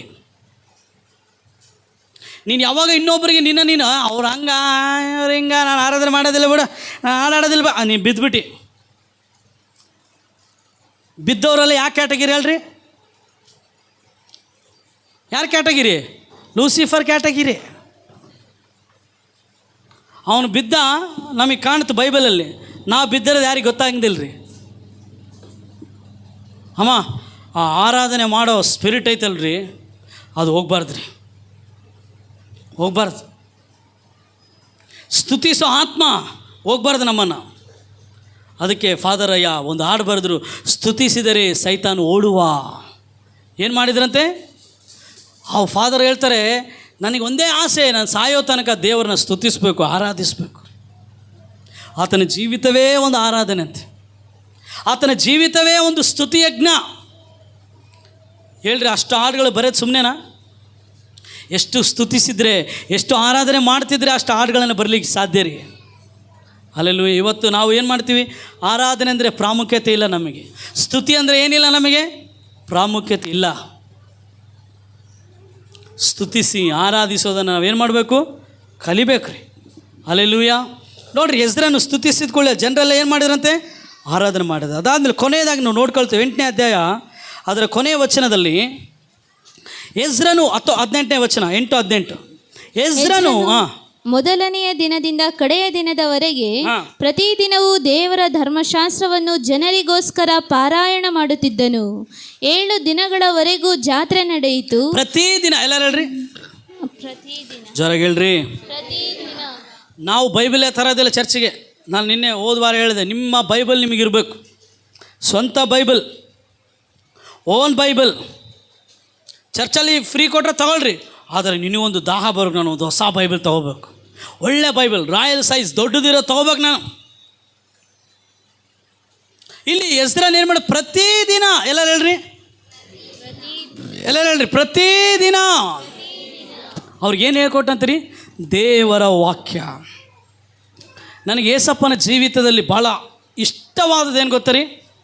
ಆತನೆಲ್ಲ ಜನರು ಬಂದಾಗ ಆತ ನೋಡ್ತಾ ಇದ್ದಂತೆ, ಅಯ್ಯೋ ಇವರು ಕುರುಬನಿಲ್ಲದ ಕುರಿಗಳಾಗಿದ್ದಾರಂತೇಳಿ ಅವರಿಗೆ ಹೆಚ್ಚು ವಾಕ್ಯವನ್ನು ಹೇಳ್ಕೊಡ್ತಾ ಇದ್ದಂತಾರೆ.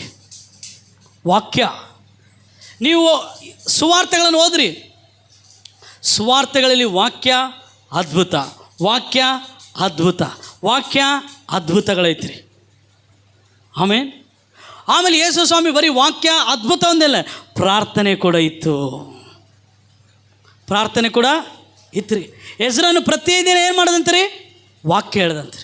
ನಾನು ಹೇಳಿದೆ ಅಪೊಸ್ತಲ ಕೃತ್ಯ 6ನೇ ಅಧ್ಯಾಯ 4ನೇ ವಚನ ಅನ್ಕಂತ ಅದೊಂದು ವಾಕ್ಯ ಹೋದ್ರಿ, ಆಮೇಲೆ 9ನೇ ಅಧ್ಯಾಯಕ್ಕೆ ಹೋಗೋಣ.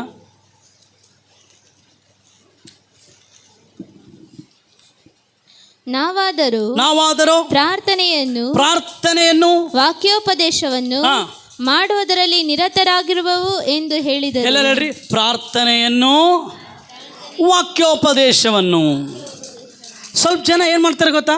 ಬರೀ ವಾಕ್ಯ ವಾಕ್ಯ ವಾಕ್ಯ. ಎಲ್ಲ ಹೇಳ್ರಿ, ಎಷ್ಟೊತ್ತ ನಿಂದಿರ್ತಾವೆ ಒಂದು ಕಾಲ ಮೇಲೆ? ಹೇಳ್ರಿ, ಎಷ್ಟೊತ್ತ ನಿಂದಿರ್ತಾನೆ? ವಾಕ್ಯ ವಾಕ್ಯ ವಾಕ್ಯ ನಿಂದ್ರಗಾತ. ಇನ್ನೂ ಸ್ವಲ್ಪ ಜನ ಬರೀ ಪ್ರಾರ್ಥನೆ ಪ್ರಾರ್ಥನೆ ಪ್ರಾರ್ಥನೆ ಪ್ರಾರ್ಥನೆ. ಎಷ್ಟೊತ್ತ ನಿಂದಿರ್ತಿ? ಅಪೋಸ್ತಲರು they are good example to us. ಆ ಅಪೋಸ್ತಲರು ಏನು ಮಾಡಿದ್ರಂತೆ? ಪ್ರಾರ್ಥನೆಯನ್ನು ವಾಕ್ಯೋಪದೆ. ಎಲ್ಲ ಹೇಳ್ರಿ, ಪ್ರಾರ್ಥನೆ ವಾಕ್ಯ. ಎಲ್ಲರೂ ಜೋರಾಗಿ ಹೇಳ್ರಿ. ಹಾಂ, ಸಮತೋಲನ ಇತ್ರಿ. ಸ್ವಲ್ಪ ಜನ ಎಕ್ಸ್ಟ್ರೀಮ್ ವಾಕ್ಯ ವಾಕ್ಯ ವಾಕ್ಯ ವಾಕ್ಯ ವಾಕ್ಯ ವಾಕ್ಯ. ಪ್ರೇಯರ್ ಮಾಡೋದು ಬೇಡ. ಸ್ವಲ್ಪ ಜನ ಬರೀ ಪ್ರೇಯರ್ ರೀ, ವಾಕ್ಯ ಇಲ್ಲ ಇಲ್ಲ ಇಲ್ಲ ಇಲ್ಲ. ಅಪೋಸ್ತಲರು ನೋಡ್ರಿ, ಅವರು ಪ್ರಾರ್ಥನೆಯನ್ನು ವಾಕ್ಯೋಪದೇಶವನ್ನು ಮಾಡೋದರಲ್ಲಿ ಏನಾಗಿದ್ರಂತೆ? ನಿರತರು. ನಾವು ಪ್ರಾರ್ಥನೆಯನ್ನು ಕೂಡ ಮಾಡಬೇಕು, ಆಮೇಲೆ ವಾಕ್ಯ. ನಾನು ಹೇಳ್ತೀನಿ ರೀ, ನೀನು ಪ್ರಾರ್ಥನೆ ಮಾಡಲಾರ್ದೆ ವಾಕ್ಯ ಓದಿ ಅನ್ಕ ವೇಸ್ಟ್ ವೇಸ್ಟ್. ಪ್ರಾರ್ಥನಾ ಪೂರ್ವಕವಾಗಿ ನೀನು ವಾಕ್ಯ ಓದು. Read Bible prayerfully. ಏನೋ ಟೈಮ್ ಐತಪ್ಪ ಅಂತ ಓದೋದಲ್ಲ. ನಾನು ಯಾವಾಗಲ್ರಿ ಪ್ರೇಯರ್ ಮಾಡೋಕ್ಕೆ ಟೈಮ್ ಬೇಕು ಅಂತೀನಿ ರೀ. ಪ್ರೇಯರ್ ಮಾಡೋಕೆ ಕುಂದಿರ್ಬೇಕಪ್ಪ. ಯಾಕೆ ಹೇಳ್ರಿ? ಆ ಒಂದು ನಿರ್ಧಾರ ಬರ್ಬೇಕು ರೀ. ಪ್ರೇಯರ್ ಮಾಡೋಕ್ಕೆ ಕುಂತ್ರೆ, ಹೌದಪ್ಪ ನಾನು ಪ್ರೇಯರ್ ಮಾಡಿಲ್ಲಲ್ಲ ಭಾಳ ದಿನ, ಒಂದು ಈ ವಾರ ಬರೋ ವಾರ ಕುಂತು ಪ್ರೇಯರ್ ಮಾಡಬೇಕಪ್ಪ, ಆ ಆಸೆ ಬರ್ಬೇಕು ರೀ. ಕುಂತು ಬೈಬಲ್ ಓದಬೇಕಪ್ಪ, ಆ ಆಸೆ ಬರಬೇಕು. ಆಮೇಲೆ 8ನೇ ಅಧ್ಯಾಯದಲ್ಲಿ ಇನ್ನೊಂದು ಸರಿ ಹೋದ್ರಿ, ಅವರು ವಾಕ್ಯಕ್ಕೆ ಪ್ರಾಮುಖ್ಯತೆ ಕೊಟ್ಟರು. ಧರ್ಮಶಾಸ್ತ್ರ ತರಿಸಿದ್ರು ಅವರು. ನಾವು ಯಾರಿಗೇನ ಕರಿತೇವೆ ನಮ್ಮ ಮನೆಗೆ ಬಂದು ವಾಕ್ಯ ಹೇಳ್ರಂತ? ಹೇಳ್ರಿ. ದೇವರು ಕೊರ್ನೇಲನಿಗೆ ಹೇಳ್ದ, ನಿಮ್ಗೆ ಗೊತ್ತಾ? ಕೊರ್ನೇಲನೇ, ನಿನ್ನ ಸೇವಕನ ಕಳಿಸು,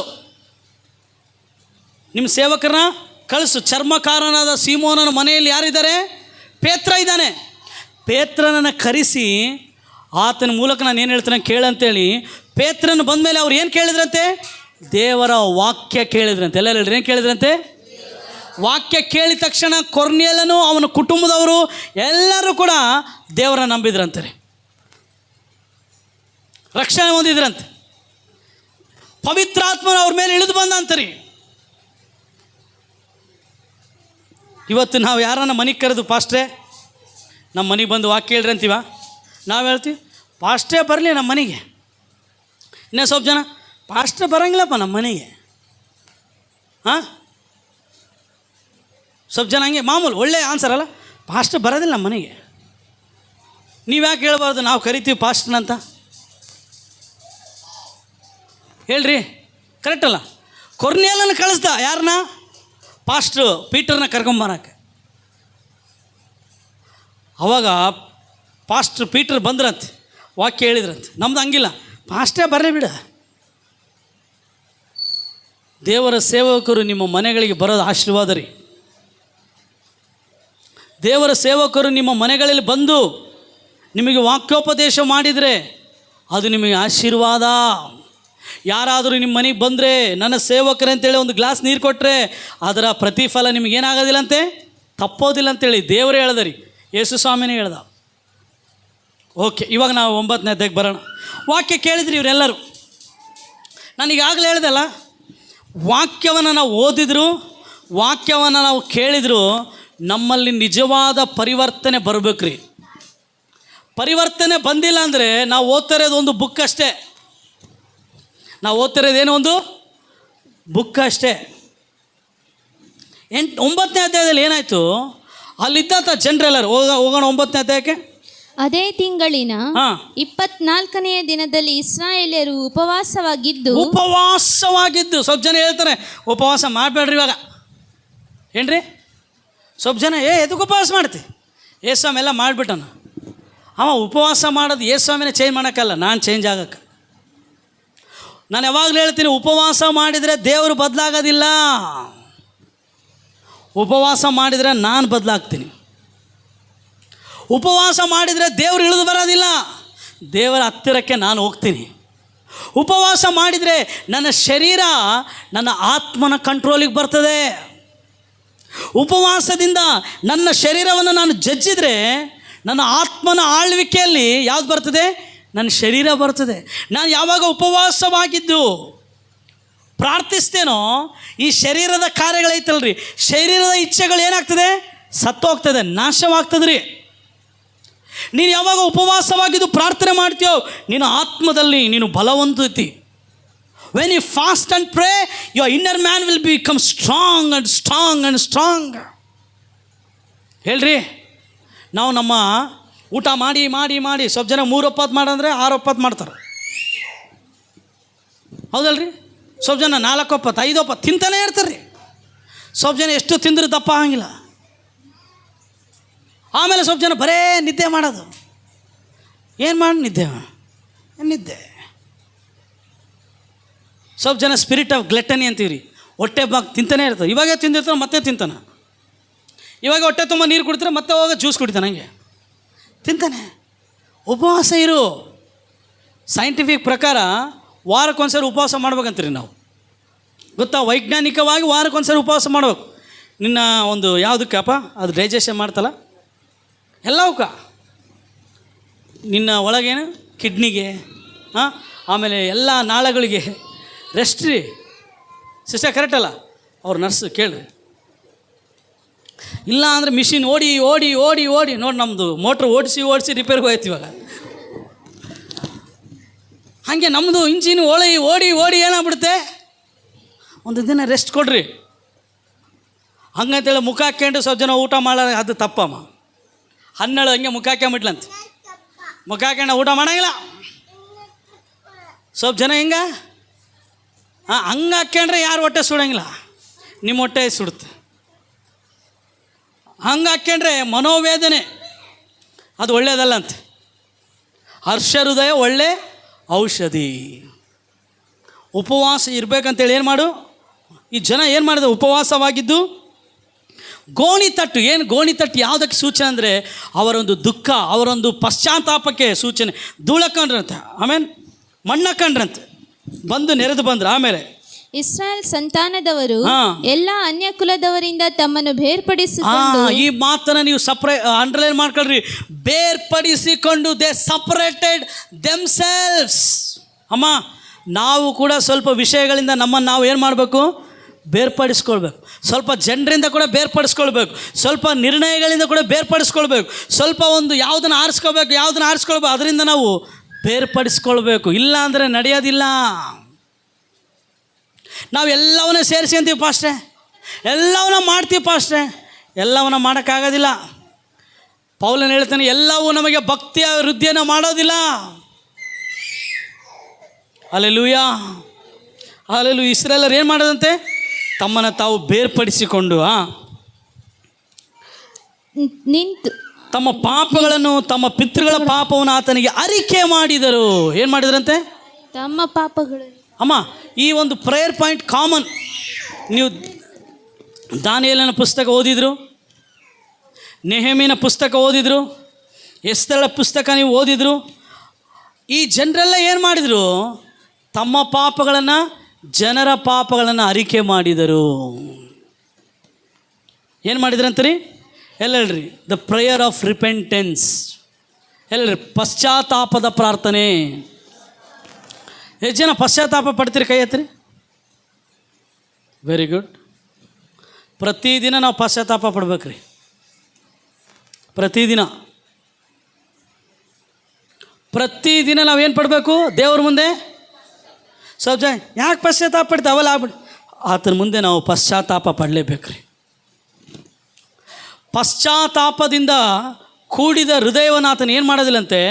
ತಾತ್ಸಾರ ಮಾಡೋದಿಲ್ಲಂತೆ. ನಾವು ಪಶ್ಚಾತ್ತಾಪ ಪಡೋ. ಇಲ್ಲಿ ಜನ ಪಶ್ಚಾತ್ತಾಪ ಪಟ್ಟು ಅವ್ರ ಪಾಪಗಳಿಗೋಸ್ಕರ ಏನು ಮಾಡಿದ್ರಂತ? ಪಾಪಗಳನ್ನು ಅರಿಕೆ ಮಾಡಿದ್ರಂತೆ. ಅದಾದಮೇಲೆ ನಾವು ನೋಡ್ತೇವೆ 3 ತಾಸು ಅವರು ತಮ್ಮ ಪಾಪಗಳನ್ನು ಅರಿಕೆ ಮಾಡಿದ್ರಂತೆ. 3 ತಾಸು ಬೈಬಲ್ ಓದಿದ್ರಂತೆ. ನಾವು ಎಷ್ಟು ತಾಸು ಓದಿಸ್ತೀವಿ ಬೈಬಲ್? ಚರ್ಚಿಗೆ ಬಂದರೆ ಸ್ವಲ್ಪ ಜನ ಬೈಬಲ್ ಓದ್ತಾರೆ, ಪಾಸ್ಟ್ರು ವಾಕ್ಯ ಹೇಳ್ತಿರ್ಬೇಕಾರೆ. ಹಾಂ ಏನ್ರಿ, ಅವಾಗೇ ಬೈಬಲ್ ಓದ್ತಾರೆ ಅವರು. ಇವರು 3 ತಾಸು ಬೈಬಲ್ ಓದಿದ್ರಂತೆ, 3 ತಾಸು ಪಾಪ ಅರಿಕೆ ಮಾಡಿದ್ರಂತೆ. ಅಂದರೆ ಟೋಟಲ್ ಎಷ್ಟು ತಾಸು? 6 ತಾಸು. ನಾವು 60 ನಿಮಿಷ ಮಾಡಿದ್ರೆ ಸಾಕು. ಅಂದರೆ ಅರ್ಥ ಏನು? 1 ಗಂಟೆ. ಕ್ರೈಸ್ತವರಾದ ನಾವು ಕನಿಷ್ಠ 1 ಗಂಟೆ ಆದರೂ ಪ್ರಾರ್ಥನೆ ಮಾಡ್ಬೇಕ್ರಿ. ಇವ್ರು ಏನು ಮಾಡಿದ್ರಂತೆ? 3 ತಾಸು ಧರ್ಮಶಾಸ್ತ್ರ ಪಾರಾಯಣ, 3 ತಾಸು ಪಾಪಗಳನ್ನು ಅರಿಕೆ ಮಾಡಿದ್ರಂತೆ. ಹಲ್ಲೆಲೂಯಾ. ಮುಂದೆ ಹೋಗೋಣ ಪ್ರಿಯರೇ. ಅದಾದಮೇಲೆ ನಾವು ನೋಡ್ತೇವೆ 6ನೇ ವಚನದಲ್ಲಿ ನಾವು ನೋಡೋದಾದರೆ ಅವರು ಅನೇಕ ಪ್ರಾರ್ಥನೆಗಳನ್ನು ಮಾಡ್ತಾರೆ, ದೇವರಿಗೆ ಸ್ತೋತ್ರಗಳನ್ನು ಸಲ್ಲಿಸ್ತಾರೆ. ಆವಾಗ ಅವ್ರು ಹೇಳ್ತಾರೆ, ನೀನೊಬ್ಬನೇ ದೇವರು, ನೀನು ಉನ್ನತೋನ್ನತವಾದ ಆಕಾಶವನ್ನು, ಅದರ ಸೈನ್ಯವನ್ನು, ಭೂಮಿಯನ್ನು, ಅದರ ಮೇಲಿರುವುದೆಲ್ಲ, ಸಮುದ್ರವನ್ನು, ಹೊರ ಕರ್ಕೊಂಡವರು ಎಲ್ಲ ಜಲಚರಗಳನ್ನು ಉಂಟು ಮಾಡಿ ಸಮಸ್ತ ಪ್ರಾಣಿಗಳ ಜೀವನಾಧಾರವಾಗಿರುತ್ತೆ. ಎಲ್ಲ ಹೇಳ್ರಿ, ಎಲ್ಲ ಒಂದು ಪ್ರಾಣಿಗಳಿಗೆ ಜೀವಾಧಾರ ಯಾರ್ರೀ? ನಮ್ಮ ದೇವರೇ. ಆಮೇನ್. ನಮ್ಮ ದೇವರು ಏನಾಗಿದೆ ಅಂತೆ? ಜೀವನಾಧಾರವಾಗಿದ್ದಾನೆ. ಅದಾದಮೇಲೆ 7ನೇ ವಚನ, ಆಕಾಶ ಸೈನ್ಯದವರು ನಿನಗೆ ಅಡ್ಡ ಬೀಳುತ್ತಾರೆ. ಯಾರು ಅಡ್ಡ ಬೀಳ್ತಾರಂತೀರಿ? ಆಕಾಶ ಸೈನ್ಯದವರು ನಿನಗೆ ಯಾರು ಬೀಳ್ತಾರಂತೆ? ನಾವೊಂದೇ ಅಲ್ರಿ ಅಡ್ಡ ಬೀಳೋ ದೇವರಿಗೆ. ದೇವಾದಿ ದೇವದೂತರು ಕೂಡ ಇದ್ದಾರಲ್ರಿ, ಕೋಟ್ಯಾನುಕೋಟಿ ದೇವದೂತರು, ಅವರು ಅಡ್ಡ ಬೀಳ್ತಾರೆ. ಸೈತಾನನ ಸೈನ್ಯ ಐತ್ರಿ, ಅವರು ಅಡ್ಡ ಬೀಳ್ತಾರೆ. ಪಾತಾಳದಲ್ಲಿ ಎಲ್ಲರೂ ಆತನಿಗೆ ಏನು ಬೀಳ್ತಾರಂತೀರಿ? ಅಡ್ಡ ಬೀಳ್ತಾರೆ. ಹಲ್ಲೆಲೂಯಾ. ಆಮೇಲೆ ಯೆಹೋವನೇ ಅಬ್ರಾಮನನ್ನು ಆರಿಸಿಕೊಂಡು, ಇವಾಗ ಅಬ್ರಹಾಮನ ಬಗ್ಗೆ ಬಂತ್ರಿ. ಅಬ್ರಹಾಮನ ಬಗ್ಗೆ 2 ಐತ್ರಿ ಅಲ್ಲಿ. ಒಂದು, ಆತನು ಯಥಾರ್ಥ ಚಿತ್ತನಾಗಿದ್ದನಂತೆ, ಆಮೇಲೆ ಆತನು ಪ್ರಾಮಾಣಿಕನಾಗಿದ್ದನು. ಅಬ್ರಹಾಮನ ಬಗ್ಗೆ ಹೇಳ್ತಾ ಅವ್ರು ಏನು ಮಾಡ್ತಾರೆ? ಇಸ್ರಾಯೇಲರ ಬಗ್ಗೆ ಎಲ್ಲ ಹೇಳ್ತಾ ಬರ್ತಾರ್ರಿ. ಎಷ್ಟನೇ ವಚನ? 31ನೇ ವಚನದವರೆಗೆ. ದೇವರೇ, ನೀನು ಎಲ್ಲರನ್ನು ಬಿಡುಗಡೆ ಮಾಡಿದಿ, ಅವರಿಗೆ ಮನ್ನವನ್ನು ಕೊಟ್ಟು, ಅವರಿಗೆ ನೀರಡಿಕೆ ಆದಾಗ ನೀರು ಕೊಟ್ಟಿಯಪ್ಪ ಅಂತ ಹೇಳ್ತಾನೆ. ಭಾಳ ಪ್ರಾಮುಖ್ಯವಾದ ವಚನ ನಿಮ್ಗೆ ಹೇಳ್ತಾನೆ. 17ನೇ ವಚನ, ನೀನು ಅವರ ಮಧ್ಯದಲ್ಲಿ ಮಾಡಿದ ಮಹತ್ ಕಾರ್ಯಗಳನ್ನು ಅವರು ಮರೆತು ಮಾತು ಕೇಳದೆ ಹಠ ಹಿಡಿದು. ಹಠ ಹೇಳ್ರಿ, ಎಲ್ಲರೂ ಹೇಳ್ರಿ. ಮೊಂಡ್ರು ಸ್ವಲ್ಪ ಜನ ರೀ. ನನಗೆ ಸ್ವಲ್ಪ ಗಂಡಸರು ಫೋನ್ ಮಾಡ್ತಾರೆ, ಅಣ್ಣ ನಾನು ಹೆಂಡ್ತಿಗಳನ್ನ ಭಾಳ ಮೊಂಡು ಮಾಡ್ತಾಳೆ. ಸ್ವಲ್ಪ ಜನ ಹೆಂಡ್ತಿರು ಫೋನ್ ಮಾಡ್ತಾರೆ, ಫಸ್ಟೇ ಸ್ವಲ್ಪ ಹೇಳ್ರಿ, ನನ್ನ ಗಂಡ ಹಿಡ್ಕೊಂಬಿಟ್ಟಾನ, ಅದನ್ನೇ ಹಿಡ್ಕೊಂಬಿಟ್ಟಾನ, ಬಿಡುವಲ್ಲ. ಸ್ವಲ್ಪ ಜನ ಮೊಂಡ್ರಿ, ಮಾತು ಕೇಳಂಗಿಲ್ಲ. ಅವರು ಮಾಡಿದ್ದೇ ಮಾಡ್ತಾರೆ. ನಾಯಿ ತಾನು ಕಕ್ಕಿದ್ದನ್ನೇ ನೆಕ್ಕುವ ಪ್ರಕಾರ ಮೂಢನು ತಾನು ಮಾಡಿದ್ದನ್ನೇ ಮಾಡ್ತಾನಂತ್ರಿ. ಹಾಂ, ಇಲ್ಲಿ ಇಸ್ರಾಯೇಲರು ಏನು ಮಾಡಿದ್ರೆ ಅಂದರೆ ಮಾತು ಕೇಳದೆ ಹಠ ಹಿಡಿದ್ರಂತೆ ಅವರು. ಹಾಂ, ತಮಗೊಬ್ಬ ನಾಯಕನನ್ನು ನೇಮಿಸಿಕೊಂಡು ಮುಂಚಿನಂತೆ ದಾಸರಾಗಿರೋದಕ್ಕಾಗಿ ಐಗುಪ್ತಕ್ಕೆ ಹಿಂದಿರುಗಬೇಕೆಂದಿದ್ದರು. ಇಂಥ ಕೆಟ್ಟ ಜನರಿ. ದೇವರು ಐಗುಪ್ತ ದೇಶದಿಂದ ಮೋಶೆಯನ್ನು ಉಪಯೋಗ ಮಾಡಿ ಬಿಡಿಸಿದ್ರೆ ಇವರು ಮತ್ತೆ ಅಲ್ಲಿಗೆ ಹೋಗ್ಬೇಕು ಅನ್ಕೊಂಡ್ರಂತೆ. ಅಂಥ ಮೊಂಡು ಜನರು. ಅವಾಗ ದೇವ್ರು ಏನು ಮಾಡಿದ್ರಿ? ನೀನಾದರೂ ಎಲ್ಲ ಹೇಳ್ರಿ, ದೇವರೇ ನಾನಾದರೂ ನೀನು ಎಷ್ಟೋ ಸಾರಿ ಬಿಡುಗಡೆ ಮಾಡಿಯಪ್ಪ, ನನಗೆ ಎಷ್ಟೋ ಸಾರಿ ಸೌಖ್ಯ ಕೊಟ್ಟು, ನನಗೆ ಎಷ್ಟೋ ಆಶೀರ್ವಾದಗಳು ಕೊಟ್ಟು, ನಾನೇನು ಮಾಡ್ತೀನಿ? ಅವುಗಳನ್ನೆಲ್ಲ ಬಿಟ್ಟು ಮತ್ತೆ ಅಲ್ಲಿಗೆ ಹೋಗ್ತೀನಪ್ಪ ದೇವರೇ. ಇವತ್ತು ಇಸ್ರಾಯೇಲರನ್ನ ಮರ್ತೋಗ್ರಿ, ಆ ಸ್ಥಳದಲ್ಲಿ ನಮ್ಮನ್ನು ಹಾಕೋಣನ್ರಿ. ನಮ್ಮನ್ನು ದೇವ್ರು ಎಷ್ಟೋ ಸಾರಿ ಆಶೀರ್ವಾದ ಮಾಡ್ತಾನೆ, ನಮ್ಮನ್ನು ದೇವ್ರು ಎಷ್ಟೋ ಸಾರಿ ಬಿಡುಗಡೆ ಮಾಡ್ತಾನೆ, ನಮಗೆ ದೇವ್ರು ಎಷ್ಟೋ ಸಾರಿ ಸಹಾಯ ಮಾಡ್ತಾನೆ ರೀ. ನಾವಾದರೂ ಏನು ಮಾಡ್ತೀವಿ ರೀ? ದೇವ್ರನ್ನ ಬಿಟ್ಟು ಮತ್ತೆ ಐಗುಪ್ತ ಅಂದ್ರೆ ಏನು? ಐಗುಪ್ತ ಅಂದ್ರೇನು? ಈ ಲೋಕದ ಸಂಗತಿಗಳು, ಈ ಲೋಕದ ಆಸೆ ಪಾಶೆಗಳು, ಈ ಲೋಕದ ಸಂಪಾದನೆಗೆ ನಾವು ಹೋಗ್ತೀವಿ ರೀ. ಆದರೂ ಅವ್ರು ಹೇಳ್ತಾರೆ, ನೀನಾದರೂ ಪಾಪಗಳನ್ನು ಕ್ಷಮಿಸುವವನು, ಕನಿಕರ ದಯೆಗಳುಳ್ಳವನು, ದೀರ್ಘಶಾಂತನು, ಕೃಪಾಳುವೂ ಆಗಿರುವ ದೇವರು, ನೀನು ಅವರನ್ನು ಕೈ ಬಿಡಲಿಲ್ಲ. ಚಪ್ಪಾಳೆ ತಟ್ಟಿ ದೇವರ ನಾಮಕ್ಕೆ ನಾವು ಮಹಿಮೆಯನ್ನು ಸಲ್ಲಿಸೋಣ. ಇನ್ನೂ ಜೋರಾಗಿ, ಇನ್ನೂ ಜೋರಾಗಿ, ಇನ್ನೂ ಜೋರಾಗಿ, ಇನ್ನೂ ಜೋರಾಗಿ ಎಲ್ಲ ಹೇಳ್ರಿ. ದೇವರೇ, ಯೇಸುವೇ, ನೀನಾದರೂ ಪಾಪಗಳನ್ನು ಕ್ಷಮಿಸುವವನು, ಕನಿಕರ, ದಯೆ, ಉಳ್ಳವನು, ದೀರ್ಘಶಾಂತನು, ಕೃಪಾಳುವು ಆಗಿರುವ ದೇವರು, ನೀನು ನನ್ನನ್ನು ಕೈ ಬಿಡಲಿಲ್ಲ. ಮೇನ್ ದೇವರು ನಮ್ಮನ್ನು ಕೈ ಬಿಡಲಿಲ್ಲ ರೀ. ದೇವರು ನಮ್ಮನ್ನು ಕೈ ಬಿಡೋದಿಲ್ಲ ಕೂಡ ರೀ. ಅವ್ರು ಏನು ಮಾಡಿದ್ರಂತೆ? ಹಠ ಹಿಡಿದ್ರಂತೆ, ಮೊಂಡ್ರಾದ್ರಂತೆ ಅವರು. ದೇವರು ಅವ್ರನ್ನ ಎಲ್ಲಿಂದ ಬಿಡುಗಡೆ ಮಾಡೋದು ಅಲ್ಲಿಂದ ಮತ್ತೆ ಹೋಗ್ಬೇಕಂತೇಳಿ ಬಯಸಿದ್ರಂತೆ ರೀ. ಅಂದರೆ ಅರ್ಥ, ನಾವು ಕೂಡ ಅನೇಕ ಸಾರಿ ನಮ್ಮ ಹಳೆಯ ಜೀವಿತಕ್ಕೆ ಹೋಗ್ತೀವಿ ರೀ, ಹಳೆಯ ಪಾಪಗಳಿಗೆ ಅಂಟಿಕೊಳ್ತೀವಿ ರೀ, ಹಳೆಯ ತೀರ್ಮಾನಗಳನ್ನೇ ಮತ್ತೆ ಕೈಗೊಂಡು ನಡೀತೀವಿ ರೀ. ಇವತ್ತು ನಾವು ಹೇಳಬೇಕು, ದೇವರೇ ಆದರೂ ನೀನು ಕೃಪೆ ಉಳ್ಳವನಪ್ಪ, ನೀನು ಕನಿಕರ ಉಳ್ಳವನಪ್ಪ, ನೀನು ದಯೆ ತೋರಿಸ್ತೀಯಪ್ಪ, ನೀನು ನಮ್ಮನ್ನು ಏನು ಮಾಡಲಿಲ್ಲ, ಕೈ ಬಿಡಲಿಲ್ಲ. ಆಮೇಲೆ ಆತನು ನಮ್ಮನ್ನು ಕೈ ಬಿಡದೆ, ನಮ್ಮನ್ನು ತೊರೆಯದೆ ಕೊನೆಯವರೆಗೂ ನಮ್ಮನ್ನು ಕಾಯುವ ದೇವರಾಗಿದ್ದಾನೆ ರೀ. ಅದಾದಮೇಲೆ 19ನೇ ವಚನ ನಾವು ನೋಡ್ತೇವೆ. ಅವರು ಮತ್ತೆ ಏನು ಮಾಡಿದ್ರಂತೆ? ಬಸವನನ್ನು ಮಾಡಿಕೊಂಡು, ಇಸ್ರಾಯೇಲರೇ, ನಿಮ್ಮನ್ನು ಐಗುಪ್ತದಿಂದ ಕರೆಕೊಂಡು ಬಂದ ದೇವರು ಇದೇ ಎಂದು ಹೇಳಿ ನಿನ್ನನ್ನು ಅಸಡ್ಡೆ ಮಾಡಿದಾಗಲೂ ಕರುಣಾನಿಧಿಯಾದ ನೀನು ಅವರನ್ನು ಅರಣ್ಯದಲ್ಲಿ ಕೈ ಬಿಡಲಿಲ್ಲ. ಅರಣ್ಯ ಯಾವುದಕ್ಕೆ ಸೂಚನೆ ಅಂದರೆ ಇಕ್ಕಟ್ಟು, ಕಷ್ಟಗಳಿಗೆ ಸೂಚನೆ. ದಿಕ್ಕು ತೋರೋದಿಲ್ಲ ರೀ ಅರಣ್ಯದಲ್ಲಿ. ಇದು ಸಣ್ಣದು ಬಿಡ್ರಿ, ನೀವು ಯಾವುದಾದ್ರೂ ಕಾಡಿಗೆ ಹೋಗ್ಬಿಡ್ರಿ, ಮತ್ತೆ ಎಕಡೆ ಹೋಗ್ಬೇಕು ಗೊತ್ತಾಗಿಲ್ಲ. ಅದು ಯಾವುದೋ ಇದಕ್ಕೆ ಹೋಗ್ತಾರಲ್ಲ, ಅದು ತೋರಿಸ್ಕೊಳಕ್ಕೆ, ಲಕ್ವ ಹೊಡೆದವ್ರಿಗೆ ತೋರಿಸ್ಕೊಳಕ್ಕೆ ಹೋಗ್ತಾರೆ. ಯಾವ ಊರು ಅದು? ಹಾಂ ಅಲ್ಲಿಗೂ ಕಾರವಾರ ಸೈಡಾ? ಒಂದು ಸರಿ ನಮ್ಮವ್ರು ಯಾರೋ ಹೋಗ್ಯಾರ ತೋರಿಸ್ಕೊಳಕ್ಕೆ. ಯಾವುದೋ ಒಂದು ಊರು ಹೇಳ್ರಿ, ಅದು ಫುಲ್ಲು ಏನು ಗಾಡ್ ಸೆಷನ್. ಒಬ್ರು ಹೋಗ್ಬಿಟ್ರೆ ನಮ್ಮವರು, ಎಲ್ಲೋ ದಾರಿ ತಪ್ಪಿಬಿಟ್ರಿ, ಕಾಡಲ್ಲಿ ಹೋಗ್ಬಿಟ್ರೆ ಅವರು. ಎಲ್ಲಿ ಹೋಗ್ಬಿಟ್ರೆ?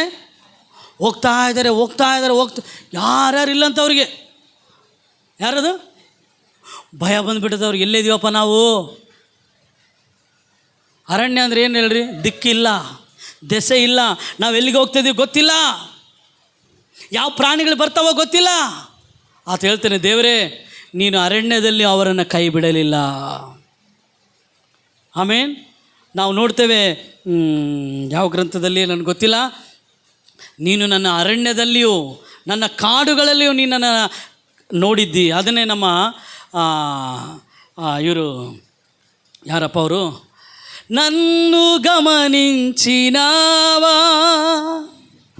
నన్ను నడిపించినావా, కొండలలో లోయలలో అడవులలో ಎಡಾರುಲ ಅಲ್ಲಿ ಆತ ಹೇಳ್ತಾನೆ ಅರಣ್ಯದಲ್ಲಿಯೂ. ಅಲ್ಲಿ ವಾಕ್ಯ ಐತ್ರಿ, ನಾನು ಜಕರೇನ ಇಲ್ಲಿ ಏಷಯದಲ್ಲಿ ಐತೆ, ಅರಣ್ಯದಲ್ಲಿಯೂ ಕೂಡ ನೀನು ನನ್ನ ಮೇಲೆ ದೃಷ್ಟಿ ಇಟ್ಟಿ. ಅಂದರೆ ಏನಪ್ಪ, ದಿಕ್ಕೇ ಕಾಣ್ತಿಲ್ಲ ಅಂದಾಗಲೂ ಕೂಡ ದೇವರೇ ನೀನನ್ನು ಕೈ ಬಿಡಲಿಲ್ಲ, ನೀನು ನನ್ನ ಕೈ ಹಿಡಿದು ಎತ್ತಿದ್ದೀಯಪ್ಪ ಅರಣ್ಯದಲ್ಲಿ ಕೂಡ. ಆಮೇನ್ ರಾಜ್ಬಾಬು ಅವರು ಹಾಡು ಬರೆದಿದ್ದು, ಅರಣ್ಯದಲ್ಲಿ ಕೂಡ ನೀನು ನನ್ನನ್ನು ನೋಡಿದೀಯಪ್ಪ. ಬ್ಯೂಟಿಫುಲ್ ವಾಕ್ಯ ಐತ್ರಿ. ಅದು ನಾನು ಇವಾಗ ಜ್ಞಾಪಕ ಬರ್ತಿಲ್ಲ ನನಗೆ, ನಾನು ತೆಗೆಸ್ತಿದ್ದಿಲ್ಲ ಅಂದರೆ ಅದು ಎದುರಲ್ಲಿ ಐತಂದರೆ ವಾಕ್ಯ ಎಲ್ಲ ಐತೆ ಹೇಳ್ಬೇಕಪ್ಪ. ಮೇನ್ ವಾಕ್ಯ ನಮಗೆ ಇಂಪಾರ್ಟೆಂಟ್. ಅದು ಒಂದು ವಾಕ್ಯ ಐತೆ, ಓದ್ತೀರಾ? ಎಲ್ಲೈತೆ ಸ್ವಲ್ಪ? ಎಲ್ಲೈತಪ್ಪ ಅದು? ನಾನು ಓಷಾಯದಲ್ಲಿ ತೆಗಿರಿ.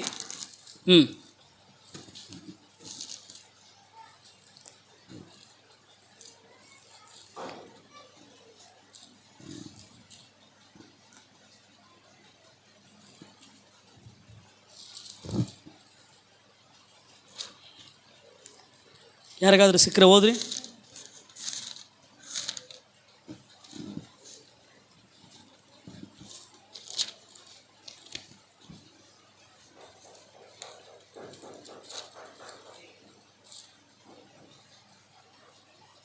ಹ್ಞೂ 13ನೇ ಅಧ್ಯಾಯ 4ನೇ ವಚನ ಹೋದ್ರಿ. ನಾನಾದರೂ ನೀನು ಐಗುಪ್ತ ದೇಶದಲ್ಲಿದ್ದ ಕಾಲದಿಂದ ಯೆಹೋವನೆಂಬ ನಿನ್ನ ದೇವರಾಗಿದ್ದೇನೆ. ದೇವರು ತನ್ನ ಜನರಾದ ಇಸ್ರಾಯೇಲರಿಗೆ ಮಾತನ್ನು ಹೇಳ್ತಾ ಇದ್ದಾನ್ರಿ. ಯಾರು ಹೇಳ್ತಾ ಇದ್ದಾನೆ? ತನ್ನ ಜನರಾದ ಇಸ್ರಾಯೇಲರಿಗೆ ಹೇಳ್ತಾ ಇದ್ದಾನೆ. ಏನಂತ ಹೇಳ್ತಾ ಇದ್ದಾನೆ? ನಾನಾದರೂ ನೀನು ಐಗುಪ್ತ ದೇಶದಲ್ಲಿದ್ದ ಕಾಲದಿಂದ ಯೆಹೋವನೆಂಬ ನಿನ್ನ ದೇವರಾಗಿದ್ದೇನೆ.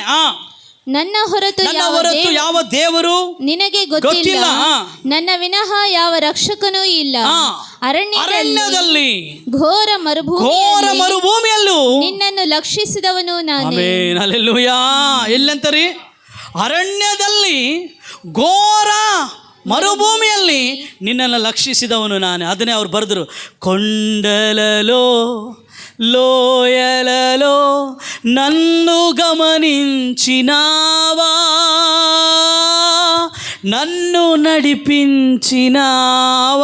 ಅಂದರೆ ಅರಣ್ಯದಲ್ಲಿಯೂ ಘೋರ ಮರುಭೂಮಿಯಲ್ಲಿಯೂ ದೇವರು ನಮ್ಮನ್ನು ಕೈ ಬಿಡೋದಿಲ್ಲ. ಇಸ್ರಾಯೇಲರಿಗೆ ಹೇಳ್ತದೇನೆ, ನೋಡಪ್ಪ ನಾನೇ ನಿನ್ನ ದೇವರು, ನಾನು ನಿನ್ನನ್ನು ಅರಣ್ಯದಲ್ಲಿಯೂ ಬಿಡೋದಿಲ್ಲ, ಘೋರ ಮರುಭೂಮಿಯಲ್ಲೂ ನಿನ್ನನ್ನು ಏನು ಮಾಡೋದಿಲ್ಲ, ಬಿಡೋದಿಲ್ಲ. ನಾನು ನಿನ್ನ ಮೇಲೆ ನಾನು ಕಣ್ಣಿಟ್ಟಿದ್ದೇನೆ, ಲಕ್ಷಿಸಿದ್ದೇನೆ, ನಾನು ನಿನ್ನನ್ನು ಬಿಡೋದಿಲ್ಲ. ಯಾಕೆ ಹೇಳ್ರಿ?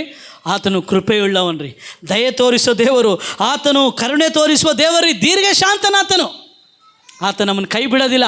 ಅರಣ್ಯದಲ್ಲಿ ಕೂಡ ಆತ ನಮ್ಮನ್ನು ಏನು ಮಾಡೋದಿಲ್ಲಂತೆ, ಕೈ ಬಿಡೋದಿಲ್ಲ. ಆತನು ಕರುಣಾನಿಧಿಯಾದ ದೇವರು. ಹಗಲಿನಲ್ಲಿ ಅವರಿಗೆ ದಾರಿ ತೋರಿಸುತ್ತಿದ್ದ ಮೇಘಸ್ತಂಭವು, ರಾತ್ರಿ ವೇಳೆಯಲ್ಲಿ ಅವರು ನಡೆಯತಕ್ಕ ದಾರಿಯಲ್ಲಿ ಬೆಳಕು ಕೊಡುತ್ತಿದ್ದ ಅಗ್ನಿಸ್ತಂಭವು ಅವರನ್ನು ಬಿಟ್ಟು ಹೋಗಲಿಲ್ಲ. ಅರ್ಥ ಏನು? ನಾವು ಅಪನಂಬಿಗಸ್ತರಾಗಿದ್ದರೂ ಆತನು ನಂಬಿಗಸ್ತನಾಗೇ ಇರ್ತಾನೆ. ನಾವು ಆತನಿಗೆ ವಿರುದ್ಧವಾಗಿ ನಡೆದರೂ ಆತನು ತಾನು ಮಾಡಿದ ವಾಗ್ದಾನಕ್ಕೆ ವಿರುದ್ಧವಾಗಿ ಆತನು ನಡೆಯೋದಿಲ್ಲರಿ. ಯಾಕೋಬನು ಹೇಳ್ತಾನೆ, in him there is no variation. ಆತನಲ್ಲಿ ಏನಿಲ್ಲಂತೆ, ಏರುಪೇರುಗಳಿಲ್ಲ ಅಂತರಿ. ಆತನು ಒಂದೇ ರೀತಿಯಲ್ಲಿರುವ ದೇವರು. ಅದಾದಮೇಲೆ ನಾವು ಬ್ಯೂಟಿಫುಲ್ ವಚನ, ಇವಾಗ 20ನೇ ವಚನ ಹೋದ್ರಿ. ಅವರಿಗೆ ಉಪದೇಶಿಸಲು ನಿನ್ನ ಒಳ್ಳೆ ಆತ್ಮ ಎಲ್ಲ ಹೇಳ್ರಿ, ಒಳ್ಳೆ ಆತ್ಮ ಹೇಳ್ರಿ ಒಳ್ಳೆ ಆತ್ಮ, ಬಾಯ್ ತೆರೆದು ಹೇಳ್ರಿ, ಒಳ್ಳೆ ಆತ್ಮ. ಸೌಲನ ಮೇಲೆ ಪವಿತ್ರಾತ್ಮ ಹೋಗಿ ಯಾವ ಆತ್ಮ ಬಂತಂತೆ? ದುರಾತ್ಮ, ಅಂದರೆ ಕೆಟ್ಟ ಆತ್ಮ. ಇವಾಗ ದೇವರು ಇಸ್ರಾಯೇಲರಿಗೆ ಕೊಟ್ಟಿದ್ದು ಒಳ್ಳೆ ಆತ್ಮ. ಎಲ್ಲ ಹೇಳ್ರಿ, ಯಾವ ಆತ್ಮ? ಅದು ಯಾವ ಆತ್ಮ ಗೊತ್ತಾ? ಪವಿತ್ರಾತ್ಮ. ಅವರಿಗೆ ಉಪದೇಶ ಮಾಡಲಿಕ್ಕೆ ದೇವ್ರು ಏನು ಕೊಟ್ಟಂತೆ? ಅವರಿಗೆ ಒಳ್ಳೆ ಆತ್ಮ. ಅಂದರೆ ಅರ್ಥ ಪವಿತ್ರಾತ್ಮನನ್ನು ಅವ್ರಿಗೆ ಕೊಟ್ಟಂತಾರೆ. ನಾನು ಹೇಳ್ತೀನಿ ರೀ, ದೇವರ ವಾಕ್ಯ ನಮ್ಮ ಸ್ವಂತ ಜ್ಞಾನದಿಂದ, ಯಾವುದೇ ಥಿಯಾಲಜಿ ಬೈಬಲ್ ಸ್ಕೂಲಿಂದ ಅರ್ಥ ಆಗಕ್ಕೆ ಸಾಧ್ಯ ಇಲ್ಲರಿ. ದೇವರ ಆತ್ಮನಿಂದ ಮಾತ್ರ ದೇವರ ಅಗಾಧವಾದ ಮರ್ಮಗಳನ್ನು, ಪ್ರಕಟಣೆಗಳನ್ನು ನೀನು ಅರಿತುಕೊಳ್ಳಲು ಸಾಧ್ಯ. ನೀನು ಒಳ್ಳೆಯ ಬೋಧಕನು, ಉಪದೇಶಕನು, ಪ್ರಸಂಗಿಕನಾಗಬೇಕಂದ್ರೆ ನಿನಗೆ ಬೇಕಾಗಿರುವ ಸಹವಾಸ ಬೈಬಲ್ನ ಸಹವಾಸ ಪ್ಲಸ್ ಪವಿತ್ರಾತ್ಮನ ಸಹವಾಸ. ನಾನು ಯಾವಾಗೋ ಓದಿ ಮಾಡಿ ಏನೋ ಬರ್ಕೊಂಡು ಬಂದು ಹೇಳ್ತಿಲ್ರಿ, ಹಿಂಗೆ ಹೇಳ್ತಿದ್ದೀನಿ ವಾಕ್ಯ. ನಾನು ಏನು ಕೇಳ್ತಿದ್ದೆ, ಹಿಂಗೆ ಹೇಳ್ತೀನಿ ವಾಕ್ಯನೇ ಓದೋದಿಲ್ಲ ಅಲ್ಲಿ. ನಾನು ಇವಾಗ ಓದಿದ್ರಲ್ರಿ ವಾಕ್ಯ, ಪ್ರಸಂಗಕ್ಕಾಗಿ ಓದಿದ್ರೆ ಬರೋಂಗಿಲ್ಲ ವಾಕ್ಯ. ಅಪ್ಪ ನಿನ್ನ ಪ್ರೀತಿ, ಅಪ್ಪ ನಿನ್ನ ನಾನು ಪ್ರೀತಿಸ್ತೀನಿ ಅಂತೇಳಿ ಓದ್ತೀವಲ್ರಿ, ವಾಕ್ಯ ಬರ್ತಾವ್ರಿ ಬಾಯಿಂದ. ಆ ದಾಹ, ವಾಕ್ಯದ ದಾಹ. ಆಮೇನ್. ಇಲ್ಲಿ ನಮಗೆ ಕೊಟ್ಟಿರೋ ಪರಿಶುದ್ಧಾತ್ಮನ, ಎಂಥ ಪರಿಶುದ್ಧಾತ್ಮನಂತೆ? ನಮಗೆ ಉಪದೇಶಿಸಲು ಬೇಕಾದ ಒಳ್ಳೆಯ ಆತ್ಮ. ಅದಕ್ಕೆ ಯೇಸ್ವಾಮಿ ಏನು ಹೇಳಿದೆ ಹೇಳ್ರಿ, ನಾನು ಹೋಗ್ತೀನಿ, ನಾನು ನಿಮಗೆ ಬೇರೊಬ್ಬ ಸಹಾಯಕನನ್ನು ಕಳಿಸ್ತೀನಿ, ಆತನು ನಿಮಗೆ ಏನು ಮಾಡ್ತಾನೆ? ಉಪದೇಶಿಸುತ್ತಾನೆ. Hallelujah. He will teach you. ಆತನು ನಿಮ್ಮನ್ನು ಎಲ್ಲ ಸತ್ಯದಲ್ಲಿ ನಡೆಸುತ್ತಾನೆ. ಯಾರಾತನು? ಪರಿಶುದ್ಧಾತ್ಮನು. ಇಸ್ರಾಯೇಲರಿಗೆ ಕೂಡ ದೇವರು ಏನು ಕೊಟ್ಟಂತೆ? ಒಳ್ಳೆ ಆತ್ಮನನ್ನು ಕೊಟ್ಟಂತೆ. ಆದರೆ ಅವ್ರು ಏನು ಮಾಡಿದ್ರು ಗೊತ್ತಾ ರೀ? ಆ ಒಳ್ಳೆ ಆತ್ಮನಿಗೆ ಕಿವಿಗೊಡ್ಲಿಲ್ಲ ಅಂತೆ. ನಾವು ಕೀರ್ತನೆ ಭಾಗದಲ್ಲಿ ಓದಿದರೆ ಅವರು ನಿನ್ನ ಆತ್ಮನ ಸ್ವರಕ್ಕೆ ಏನು ಕೊಳ್ಳಿಲ್ಲಂತೆ? ಕಿವಿಗೊಳ್ಳಿಲ್ಲ. ನೋಡ್ರಿ ಆ ವಾಕ್ಯ ಓದೋಣ, ಕೀರ್ತನೆಗಳು. ಅವ್ರು ಯಾರನ್ನು ಅವರು ಆಲಸ್ಯ ಮಾಡಿದ್ರಂದರೆ ಪರಿಶುದ್ಧಾತ್ಮನನ್ನು ರೀ, ದೇವರ ಆತ್ಮನನ್ನು ಅವರು ನಿಂದಿಸಿದ್ರಂತ ರೀ. ಹೋದ್ರಿ ಕೀರ್ತನೆಗಳು 78ನೇ ಅಧ್ಯಾಯಕ್ಕೆ ಬರೋಣ.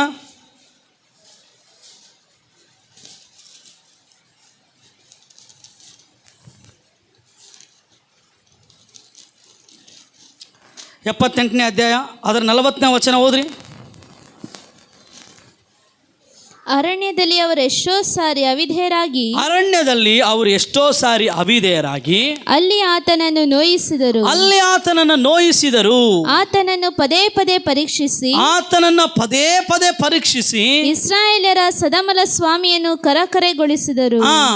ಅವರು ಆತನ ಭುಜಬಲವನ್ನು ಶತ್ರುಗಳಿಂದ ಬಿಡಿಸಿದ ಸಮಯವನ್ನು ಮರೆತು ಬಿಟ್ಟರು. ಬಿಡಿಸುವ ಸಮಯದಲ್ಲಿ ಆತನ ಐಗುಪ್ತದಲ್ಲಿ ಮಹತ್ ಕಾರ್ಯಗಳನ್ನು ಸೋನ್ ಸೀಮೆಯಲ್ಲಿ ಅದ್ಭುತಗಳನ್ನು ನಡೆಸಿದ್ದು ಹೇಗೆಂದರೆ ಆತನು ಅಲ್ಲಿನ ನದಿಗಳನ್ನು ರಕ್ತವಾಗುವಂತೆಯೂ. ಕೇಳ್ರಿ ಅವ್ರು ಏನ್ ಮಾಡಿದ್ರಂತೆ? ಆತನ ಮಾತಿಗೆ ಅವರು ಅವಿಧೇಯತೆಯನ್ನು ತೋರಿಸಿದ್ರಂತೆ. ಇನ್ನೊಂದು ಕೀರ್ತನೆ ಭಾಗದಲ್ಲಿ ಅವರು ನಿನ್ನ ಆತ್ಮನನ್ನು ನೋಯಿಸಿದರು. They quench the spirit of God. ದೇವರ ಆತ್ಮನನ್ನು ಅವ್ರು ಏನು ಮಾಡಿದ್ರಂತೀರಿ? ನೋಯಿಸಿದ್ರಂತೇಳಿ ಬೈಬಲಲ್ಲಿ ಬರೆಯಲ್ಪಟ್ಟಿದೆ ರೀ. ಎಲ್ಲಿದೆ? ಯಾರಾದರೂ ಓದ್ರಿ ಸಿಕ್ಕರೆ.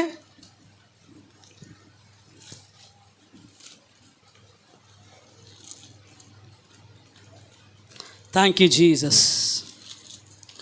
ಪವಿತ್ರಾತ್ಮನೇ ಪವಿತ್ರಾತ್ಮನೇ ಪರಿಶುದ್ಧ ದೇವರಾತ್ಮನೇ, ಪವಿತ್ರಾತ್ಮನೇ ಪವಿತ್ರಾತ್ಮನೇ ಪರಿಶುದ್ಧ ದೇವರಾತ್ಮನೇ. ಆಮೇಲೆ ಅವ್ರು ಯಾರನ್ನು ನೋಯಿಸಿದ್ರಂತ ರೀ? ಪರಿಶುದ್ಧಾತ್ಮನನ್ನು ನೋಯಿಸಿದ್ರಂತ. ಪರಿಶುದ್ಧಾತ್ಮನವ್ರಿಗೆ ಬೋಧಕನಾಗಿದ್ದಾರೆ. ಎಲ್ಲಲ್ಲ, ಪರಿಶುದ್ಧಾತ್ಮನವ್ರಿಗೆ ಏನಾಗಿದ್ದ? ಬೋಧಕನಾಗಿದ್ದಾರೆ. ಅವರು ಆತ್ಮನನ್ನು ನೋಯಿಸಿದ್ರಂತೇಳಿ ಬೈಬಲಲ್ಲಿ ಐತ್ರಿ. ಯಾವ ಆತ್ಮ? ಪರಿಶುದ್ಧಾತ್ಮ. ಹೆಂಗೆ ಹೇಳ್ತೀರಿ ಪಾಸ್ಟ್ರೇ? ನೋಡ್ರಿ, ಯಾರು ಈ ಆತ್ಮ? ಅವರು ದೇವರ ವಾಕ್ಯವನ್ನು ಏನು ಮಾಡಲಿಲ್ಲ ಅಂತೀರಿ? ಆತನ ಉಪದೇಶವನ್ನು ಕೈಗೊಂಡು ನಡೀಲಿಲ್ಲಂತೆ. 20ನೇ ವಚನ ಹೋದ್ರೆ 9:20. ಇನ್ನೊಂದ್ಸರಿ ನೆಹೆಮ್ಯ.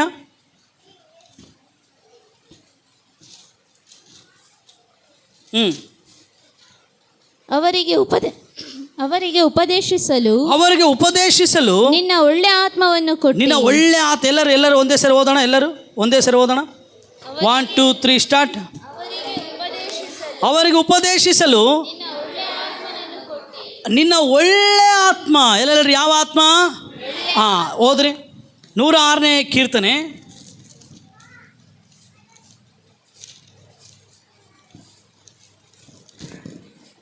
43ನೇ ವಚನ ಓದ್ರಿ. ಆತನು ಅವರನ್ನು ಅನೇಕಾವರ್ತಿ ರಕ್ಷಿಸಿದರು. ಅವರು ತಮ್ಮ ಆಲೋಚನೆಯನ್ನು ಅನುಸರಿಸಿ ಅವಿಧೇಯರಾದರು. ಏನ್ ಮಾಡಿದ್ರಂತೆ? ಆತನ ಆಜ್ಞೆಗಳನ್ನು ಅನುಸರಿಸದೆ ಅವಿಧೇಯರಾದರು. ಅದೇ 33ನೇ ವಚನ. ಅವರು ದೇವರಾತ್ಮನಿಗೆ ವಿರೋಧವಾಗಿ ನಿಂತದ್ದರಿಂದ. ದೇವರಾತ್ಮನಿಗೆ ವಿರೋಧವಾಗಿ ಏನ್ ಮಾಡಿದ್ರಂತಾರೆ ಅವರು? ಇಸ್ರೇಲ್ ಯಾರ ವಿರುದ್ಧವಾಗಿ ನಿಂತರಂತೀರಿ? ದೇವರಾತ್ಮ. ಅಂದ್ರೆ ದೇವರಾತ್ಮ ಅಂದ್ರೆ ಯಾರು? ಪವಿತ್ರಾತ್ಮ. ಅವರಿಗೆ ಉಪದೇಶಿಸಲು ಕೊಟ್ಟಂಥ ಒಳ್ಳೆ ಆತ್ಮ. ಯಾವ ಆತ್ಮ ಅದು? ಪರಿಶುದ್ಧಾತ್ಮ ರೀ. ನಾನು ಹೇಳ್ತೀನಿ ರೀ, ವಾಕ್ಯ ನಿನಗೆ ಅರ್ಥ ಆಗ್ಬೇಕಂದ್ರೆ ನೀನು ಎಲ್ಲಿ ಓಡೋಗೋದು ಬೇಕಾಗಿಲ್ಲ. ಆತನ ಸನ್ನಿಧಾನದಲ್ಲಿ ಕುಂತು ಪವಿತ್ರಾತ್ಮನೇ ನನಗೆ ವಾಕ್ಯ ಹೇಳ್ಕೊಡಪ್ಪ. ನಾನು ಹೇಳ್ತೀನಿ ರೀ, ಪವಿತ್ರಾತ್ಮನ ವಾಕ್ಯ ಹೇಳ್ಕೊಟ್ರೆ ಯಾವುದೇ ಕನ್ಫ್ಯೂಷನ್ ಇರೋದಿಲ್ಲ ರೀ. ಹಲ್ಲೆಲೂಯಾ. ಕೀರ್ತನೆ ನಾವು ಓದೋಣ. 32ನೇ ಅಧ್ಯಾಯ ಕೀರ್ತನೆಗಳು. ಈ ವರ್ಷ ನಮಗೆ ದೇವರು ಕೊಟ್ಟಂಥ ವಾಗ್ದಾನ 32ನೇ ಅಧ್ಯಾಯ ಅದರ 8ನೇ ವಚನ ಓದ್ರಿ. ಯೆಹೋವನು ನಿನ್ನನ್ನು ಉಪದೇಶಿಸಿ ನಡೆಯಬೇಕಾದ ಮಾರ್ಗವನ್ನು ತಿಳಿಸುವೆನು. ಆಮೆನ್. ನಿನ್ನನ್ನು ಕಟಾಕ್ಷಿಸಿ ಆಲೋಚನೆ ಎಲ್ಲೆಲ್ಲರಿ ಆಲೋಚನೆ. ಪವಿತ್ರಾತ್ಮನಿಗೊಂದು ಹೆಸರು ಹೆಂಗೆ ಗೊತ್ತ್ರಿ? ಆತನ ಆಲೋಚನಾ ಕರ್ತನು. Is a good counsellor. ಆತ ನಿನಗೆ ಏನು ಮಾಡ್ತಾನೆ ಅಂತ ಉಪದೇಶಿಸ್ತಾನಂತೆ. ಎಲ್ಲ ಹೇಳ್ರಿ ಉಪದೇಶ. ನಿನಗೆ ಉಪದೇಶ ಇಲ್ಲಾಂದರೆ ಜನರು ಅಂಕೆ ಮೀರಿ ನಡೀತಾರಂತೆ. ಎಲ್ಲಿ ಬೋಧನೆ ಇರೋದಿಲ್ಲ, ಜನರು ಏನು ಮಾಡ್ತಾರೆ? ಅಂಕೆ ಮೀರಿ ತಮ್ಮ ಇಷ್ಟಾನುಸಾರವಾಗಿ ನಡೀತಾರೆ. ಅದಕ್ಕೆ ದೇವರು ನಮಗೆ ಎಂಥ ಆತ್ಮ ಕೊಟ್ಟನ್ರಿ? ಒಳ್ಳೆ ಆತ್ಮ. ಯಾವ ಆತ್ಮ ಅದು?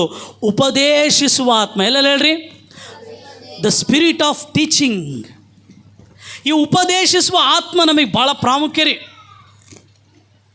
ಸ್ಪೆಷಲಿ ಪಾಸ್ಟ್ರಿಗೆ ಈ ಉಪದೇಶಿಸುವ ಆತ್ಮ ಇರಬೇಕು ರೀ. ಇಲ್ಲ ಅಂದರೆ ಅವರು ಜನರನ್ನು ಸರಿಯಾದ ಮಾರ್ಗದಲ್ಲಿ ಒಳ್ಳೆಯ ಬೋಧನೆಯಲ್ಲಿ ನಡೆಸಲಿಕ್ಕೆ ಸಾಧ್ಯ. ನೀವು ಪ್ರಾರ್ಥನೆ ಮಾಡೋದು, ದೇವರೇ ಪವಿತ್ರಾತ್ಮನೇ ಸಭಾಪಾಲಕರುಗಳಿಗೆ ಈ ಉಪದೇಶಿಸುವ ಆತ್ಮ ಕೊಡಪ್ಪ. ಅವರು ಚೆನ್ನಾಗಿ ಉಪದೇಶ ಮಾಡಿದರೆ ಜನರು ತಮ್ಮ ಜೀವಿತವನ್ನು ಏನು ಮಾಡ್ತಾರೆ? ಕಟ್ಟಿಕೊಳ್ತಾರೆ, ಇಲ್ಲಾಂದರೆ ಅವ್ರು ಏನಾಗ್ತಾರೆ, ನಾಶವಾಗಿ ಹೋಗ್ತಾರೆ ರೀ. ನಾವು ನೋಡ್ತೇವೆ, ನಾನು ಹೇಳ್ತೀನಿ, ಈ ಉಪದೇಶ ಯಾಕೆ ಪವಿತ್ರಾತ್ಮನು ನಮಗೆ ಬೋಧಿಸ್ತಾನಂದರೆ, 31ನೇ ಕೀರ್ತನೆ, ವಿಮೋಚನ ಕಾಂಡ 32ನೇ ಅಧ್ಯಾಯಕ್ಕೆ ಬನ್ನಿರಿ, ಇಲ್ಲ 31ನೇ ಅಧ್ಯಾಯ 18ನೇ ವಚನ ಓದ್ರಿ. ಯಾಕೆ ಪವಿತ್ರಾತ್ಮನೇ ನಮಗೆ ಬೋಧಿಸ್ತಾನೆ? 31:18 ಓದಮ್ಮ. ಯೆಹೋವನು ಹಾ. ಸೀನಾಯಿ ಬೆಟ್ಟದಲ್ಲಿ ಮೋಶೆ ಸಂಗಡ ಮಾತಾಡುವುದನ್ನು ಮುಗಿಸಿದ ಮೇಲೆ ಅವನಿಗೆ ಆ 2 ಆಜ್ಞಾಶಾಸನಗಳನ್ನು ಕೊಟ್ಟನು. 2 ಆಜ್ಞಾಶಾಸನ ಅಂದರೆ 2 ಟೇಬಲ್ಸ್ ಆಫ್ ದ ಲಾ, ಓಕೆನಾ, ಕಮಾಂಡ್ಮೆಂಟ್ಸ್ ಕೊಟ್ಟಲ್ಲ. ಹಾಂ, ಅವು ದೇವರ ಕೈಯಿಂದ ಅವು ದೇವರ ಕೈಯಿಂದ ಕೆತ್ತಲ್ಪಟ್ಟ ಶಿಲಾಶಾಸನಗಳು. ಇಂಗ್ಲೀಷಲ್ಲಿ ನಾವು ನೋಡ್ತೇವೆ, the tablets of stone inscribed by the finger of God. ಎಲ್ಲ ಹೇಳ್ರಿ ಫಿಂಗರ್, ಎಲ್ಲ ಹೇಳ್ರಿ, ಹಿಂಗೆ ತೋರಿಸ್ರಿ ಎಲ್ಲರೂ, ಫಿಂಗರ್ ಆಫ್ ದ ಲಾರ್ಡ್. ಹೌದಲ್ಲ? ದಾನಿಯೇಲನು ಕೂಡ ಒಂದು ಹೇಳ್ತಾನೆ, ದೇವರ ಬೆರಳು ಬರೀತು ಅಂತ ಹೇಳ್ತಾನೆ. ಏನಂತ ಬರೀತಮ್ಮ ಅದು? ಏನೈತಲ್ಲ, ಟಕ ಟಕ, ಹಾಂ, ಮೇನೆ ಮೇನೆ ಟಕ ಟಕ, ಏನೈತಿ, ಓಕೆನಾ, ಬರ್ದಂತೆ. ಏನು ಬರ್ದಂತೆ? ಫಿಂಗರ್. ಎಲ್ಲ ಹೇಳ್ರಿ, ಎಲ್ಲ ಹೇಳ್ರಿ, ಬೆರಳು. ಅಮ್ಮ ಎಲ್ಲ ಹೇಳ್ರಿ, ಬೆರಳು. ಕನ್ನಡದಲ್ಲಿ ಏನೈತೆ, ಕೈಯಿಂದ ಐತೈತೆ. ಇಂಗ್ಲೀಷಲ್ಲಿ ಹೇಳ್ತದೆ finger of God. I mean the tablets of stone inscribed ಅಂದರೆ written by the finger of God. ಎಲ್ಲ ಹೇಳ್ರಿ, ಫಿಂಗರ್ ಆಫ್ ಗಾಡ್. ಎಲ್ಲ ಹೇಳ್ರಮ್ಮ, ಎಲ್ಲ ಹೇಳ್ರಿ, ಏನು ಈ ಫಿಂಗರ್ ಆಫ್ ಗಾಡ್ ಅಂತ ನೋಡ್ರಿ. ಲೂಕನ ಬರೆದ ಸುವಾರ್ತೆ ಅದರ 12ನೇ ಅಧ್ಯಾಯ 20ನೇ ವಚನ ಹೋದ್ರಿ.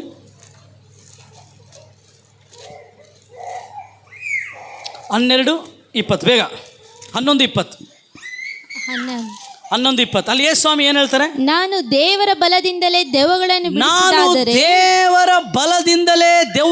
ಬಿಡಿಸುವುದಾದರೆ ದೇವರ ರಾಜ್ಯವು ನಿಮ್ಮ ಹತ್ತಿರಕ್ಕೆ ಬಂತಲ್ಲ. ದೇವರ ರಾಜ್ಯವು ನಿಮ್ಮ ಹತ್ತಿರಕ್ಕೆ ಬಂತಲ್ಲ. ನಾನು ಯಾರ ಬಲದಿಂದ? ದೇವರ ಬಲ. ಯಾರ ಬಲದಿಂದ? ಯಾರ ಬಲದಿಂದ? ದೇವರ ಬಲದಿಂದ. ಇವಾಗ ಇನ್ನೊಂದು ವಚನ ಹೋದ್ರಿ, ಮತ್ತಾಯ 12:28 ಹೋದ್ರಿ. ಮತ್ತಾಯ 12:28.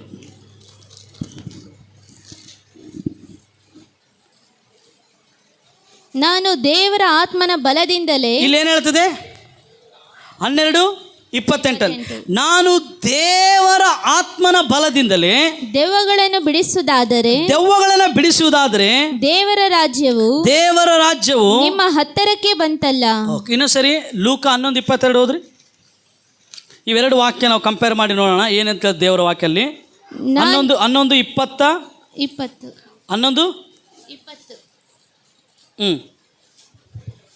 ಹೋದ್ರಿ. ನಾನು ದೇವರ ಬಲದಿಂದಲೇ ಬಲ ಅನ್ನೋಕ್ಕೆ ಫುಟ್ ನೋಟಲ್ಲಿ ಏನೈತೆ ನೋಡ್ರಿ. ಫುಟ್ ನೋಟ್ ಅಂದ್ರೆ ಏನು? ಕೆಳಗಡೆ ಇರ್ತದೆ, ಕೆಳಗಡೆ. ಹಾಂ, ಅಲ್ಲಿ ಏನೈತೆ? ಇವಾಗ ಅಲ್ಲಿ ಬೆರಳು ಅಂತ ಇಟ್ಟು ಹೋದ್ರಿ, ನೋಡೋಣ. ನಾನು ದೇವರ ಬೆರಳಿನಿಂದ ದೆವ್ವಗಳನ್ನು ಬಿಡಿಸು ಅಂದರೆ ಮತ್ತಾಯ 12:28 ವಚನ ಅಲ್ಲಿ ಹೇಳ್ತದೆ, ದೇವರ ಬೆರಳು ಅಂದ್ರೆ ಯಾರು ಗೊತ್ತರಿ? ದೇವರ ಆತ್ಮನು. ದೇವರ ಆತ್ಮನಂದ್ರೆ ಯಾರು? ಪರಿಶುದ್ಧಾತ್ಮನು. ದೇವರು ತನ್ನ ಆತ್ಮನ ಮೂಲಕ ಬರೆದಿದ್ದಾನ್ರಿ ಧರ್ಮಶಾಸ್ತ್ರವನ್ನು. ಯಾರ ಮೂಲಕ ರೀ? ಹೇಳ್ರಿ ಯಾರ ಮೂಲಕ? ಇವಾಗ ನೀನು ಬೈಬಲ್ ಓದ್ಬೇಕಾದ್ರೆ ಇದಕ್ಕೆ ಆಥರ್ ಅಂದರೆ ಏನಂತಾರಂದರೆ ಸಂಪಾದಕನ ಯಾರು ಗೊತ್ತರಿ? ಪವಿತ್ರಾತ್ಮನ್ ರೀ. ಹೇಳ್ರಿ ಯಾರು? ನಿಮಗೆ ಅರ್ಥ ಹಂಗೆ ಹೇಳ್ತೀನಿ. ಒಂದು ಪ್ಲೇನಲ್ಲಿ ಒಬ್ಬ ಲೇಡಿ ಹೋಗ್ತಾ ಇದ್ದಾಳೆ, ಓಕೆನಾ? ಆ ಲೇಡಿ ಪಕ್ಕದಲ್ಲಿ ಒಬ್ಬ ವ್ಯಕ್ತಿ ಕುಂತಿದ್ದಂತೆ. ಕೇಳ್ರಿ ಎಲ್ಲರು. ಈ ಲೇಡಿ ಏನು ಮಾಡ್ತಿದೆ? ಒಂದೇ ಪೇಜ್ ಓದ್ತಾ ಇದ್ದಾಳಂತೆ. ಅರ್ಧ ಗಂಟೆ ಆಯ್ತಂತೆ, 1 ಗಂಟೆ ಆಯ್ತಂತೆ, ಅದೇ ಪೇಜ್ ಓದ್ತಾ ಇದ್ದಾಳಂತೆ ಅಮ್ಮ. ಪಕ್ಕದಲ್ಲಿರೋ ವ್ಯಕ್ತಿಗೆ ಬೇಜಾರಾಯ್ತಂತೆ.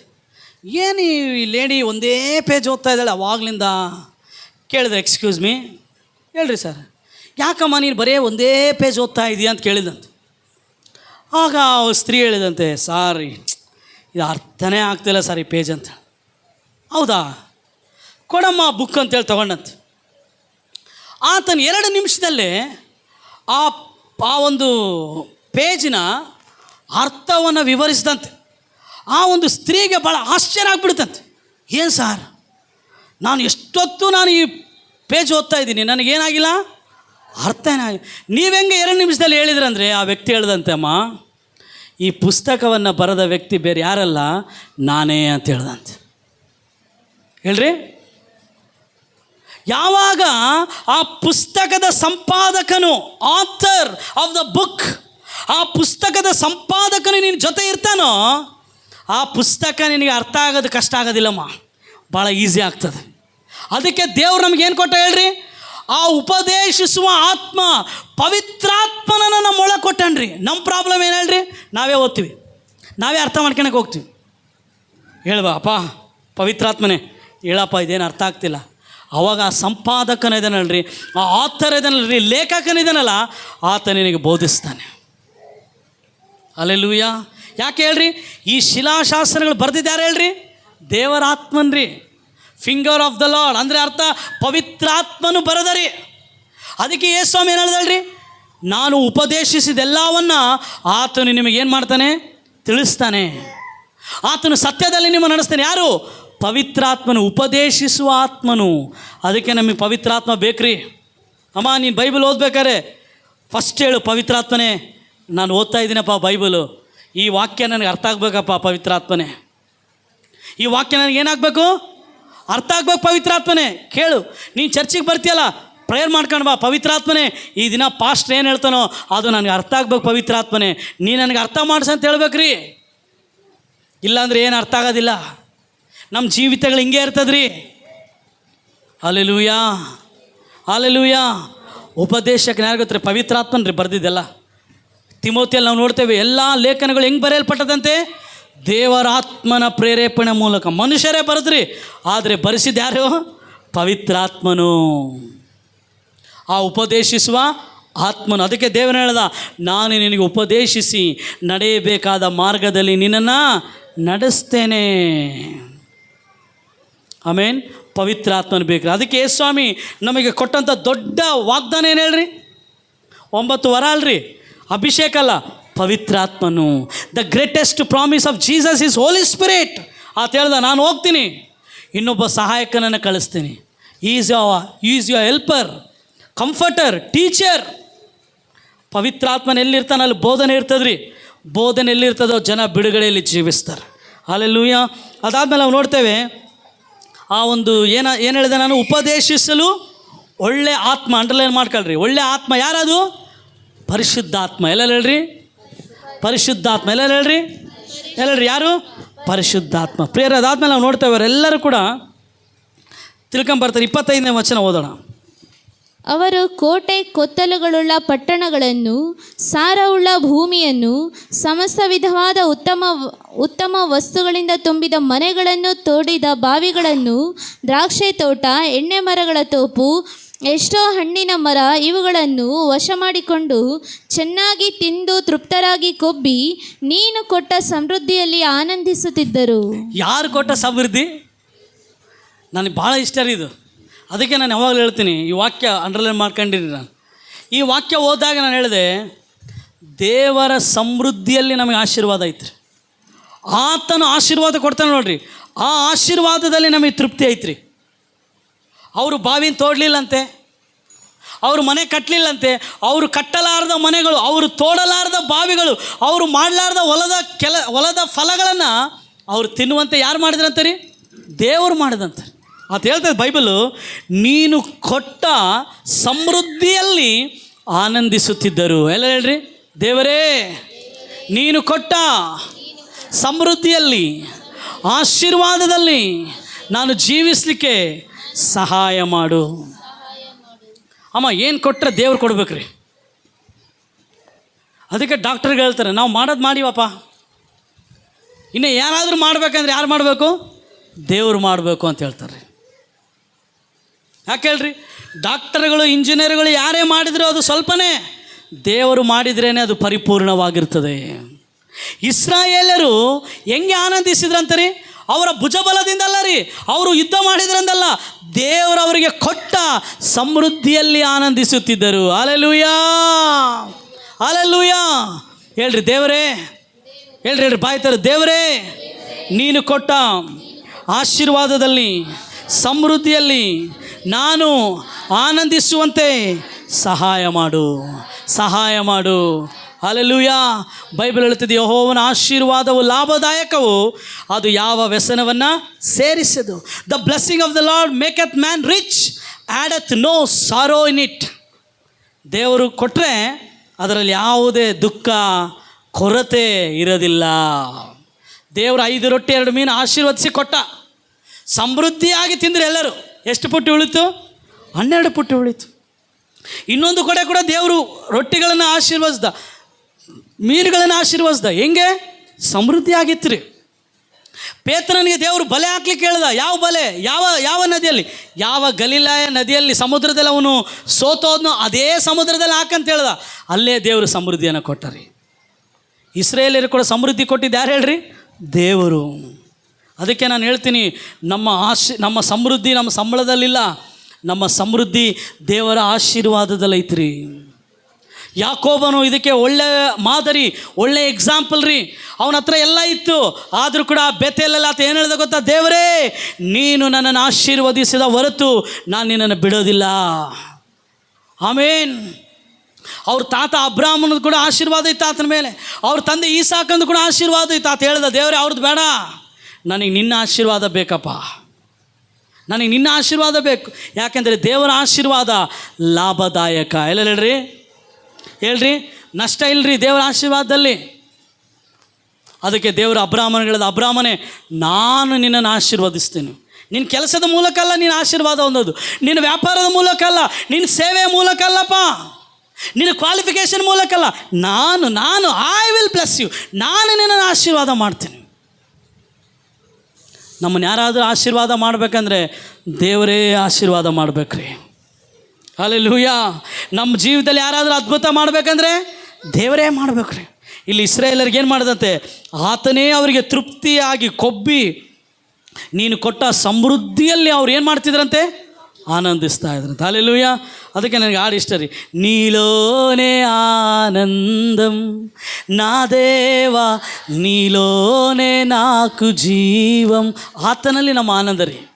ಅದನ್ನೇ ಹೇಳಿದ, ಕರ್ತನ ಆನಂದವೇ ನಮ್ಮ ಆಶ್ರಯವಾಗಿದೆ. The joy of the Lord is our refuge. ನೋಡ್ರಿ, ಅದೆಲ್ಲ ಆಯಿತು. ನಾವು ನೋಡ್ತೇವೆ ಆತನು 31ನೇ ವಚನದಲ್ಲಿ ಮತ್ತೆ ಇನ್ನೊಂದು ಮಾತು ಹೇಳ್ತಾನೆ. ಆತನು ಓದ್ರಿ.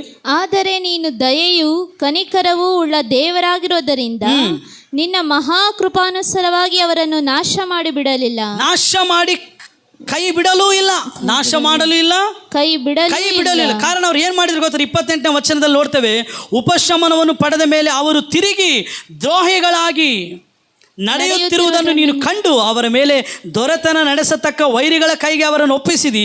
ಆಗ ಅವರು ಪಶ್ಚಾತ್ತಾಪ ಪಟ್ಟು ಕೂಗಿಕೊಳ್ಳಲು ಪರಲೋಕದಿಂದ ನೀನು ಕೇಳಿ ನಿನ್ನ ಕರುಣಾತಿಶಯದಿಂದ ಅವರನ್ನು ಅನೇಕಾವರ್ತಿ ರಕ್ಷಿಸಿ. ಎಲ್ಲ ಹೇಳ್ರಿ, ಅನೇಕಾವರ್ತಿ ರಕ್ಷಿಸಿ ನನ್ನ ಧರ್ಮೋಪದೇಶಕ್ಕೆ ಪುನಃ ಮನಗೊಟ್ಟು ಬನ್ನಿರಿ ಎಂದು ಎಷ್ಟೋ ಖಂಡಿತವಾಗಿ ಎಚ್ಚರಿಸಿದ್ದಿ. ನಾನು ಹೇಳ್ತೀನಿ ರವ, God is a God of second chance.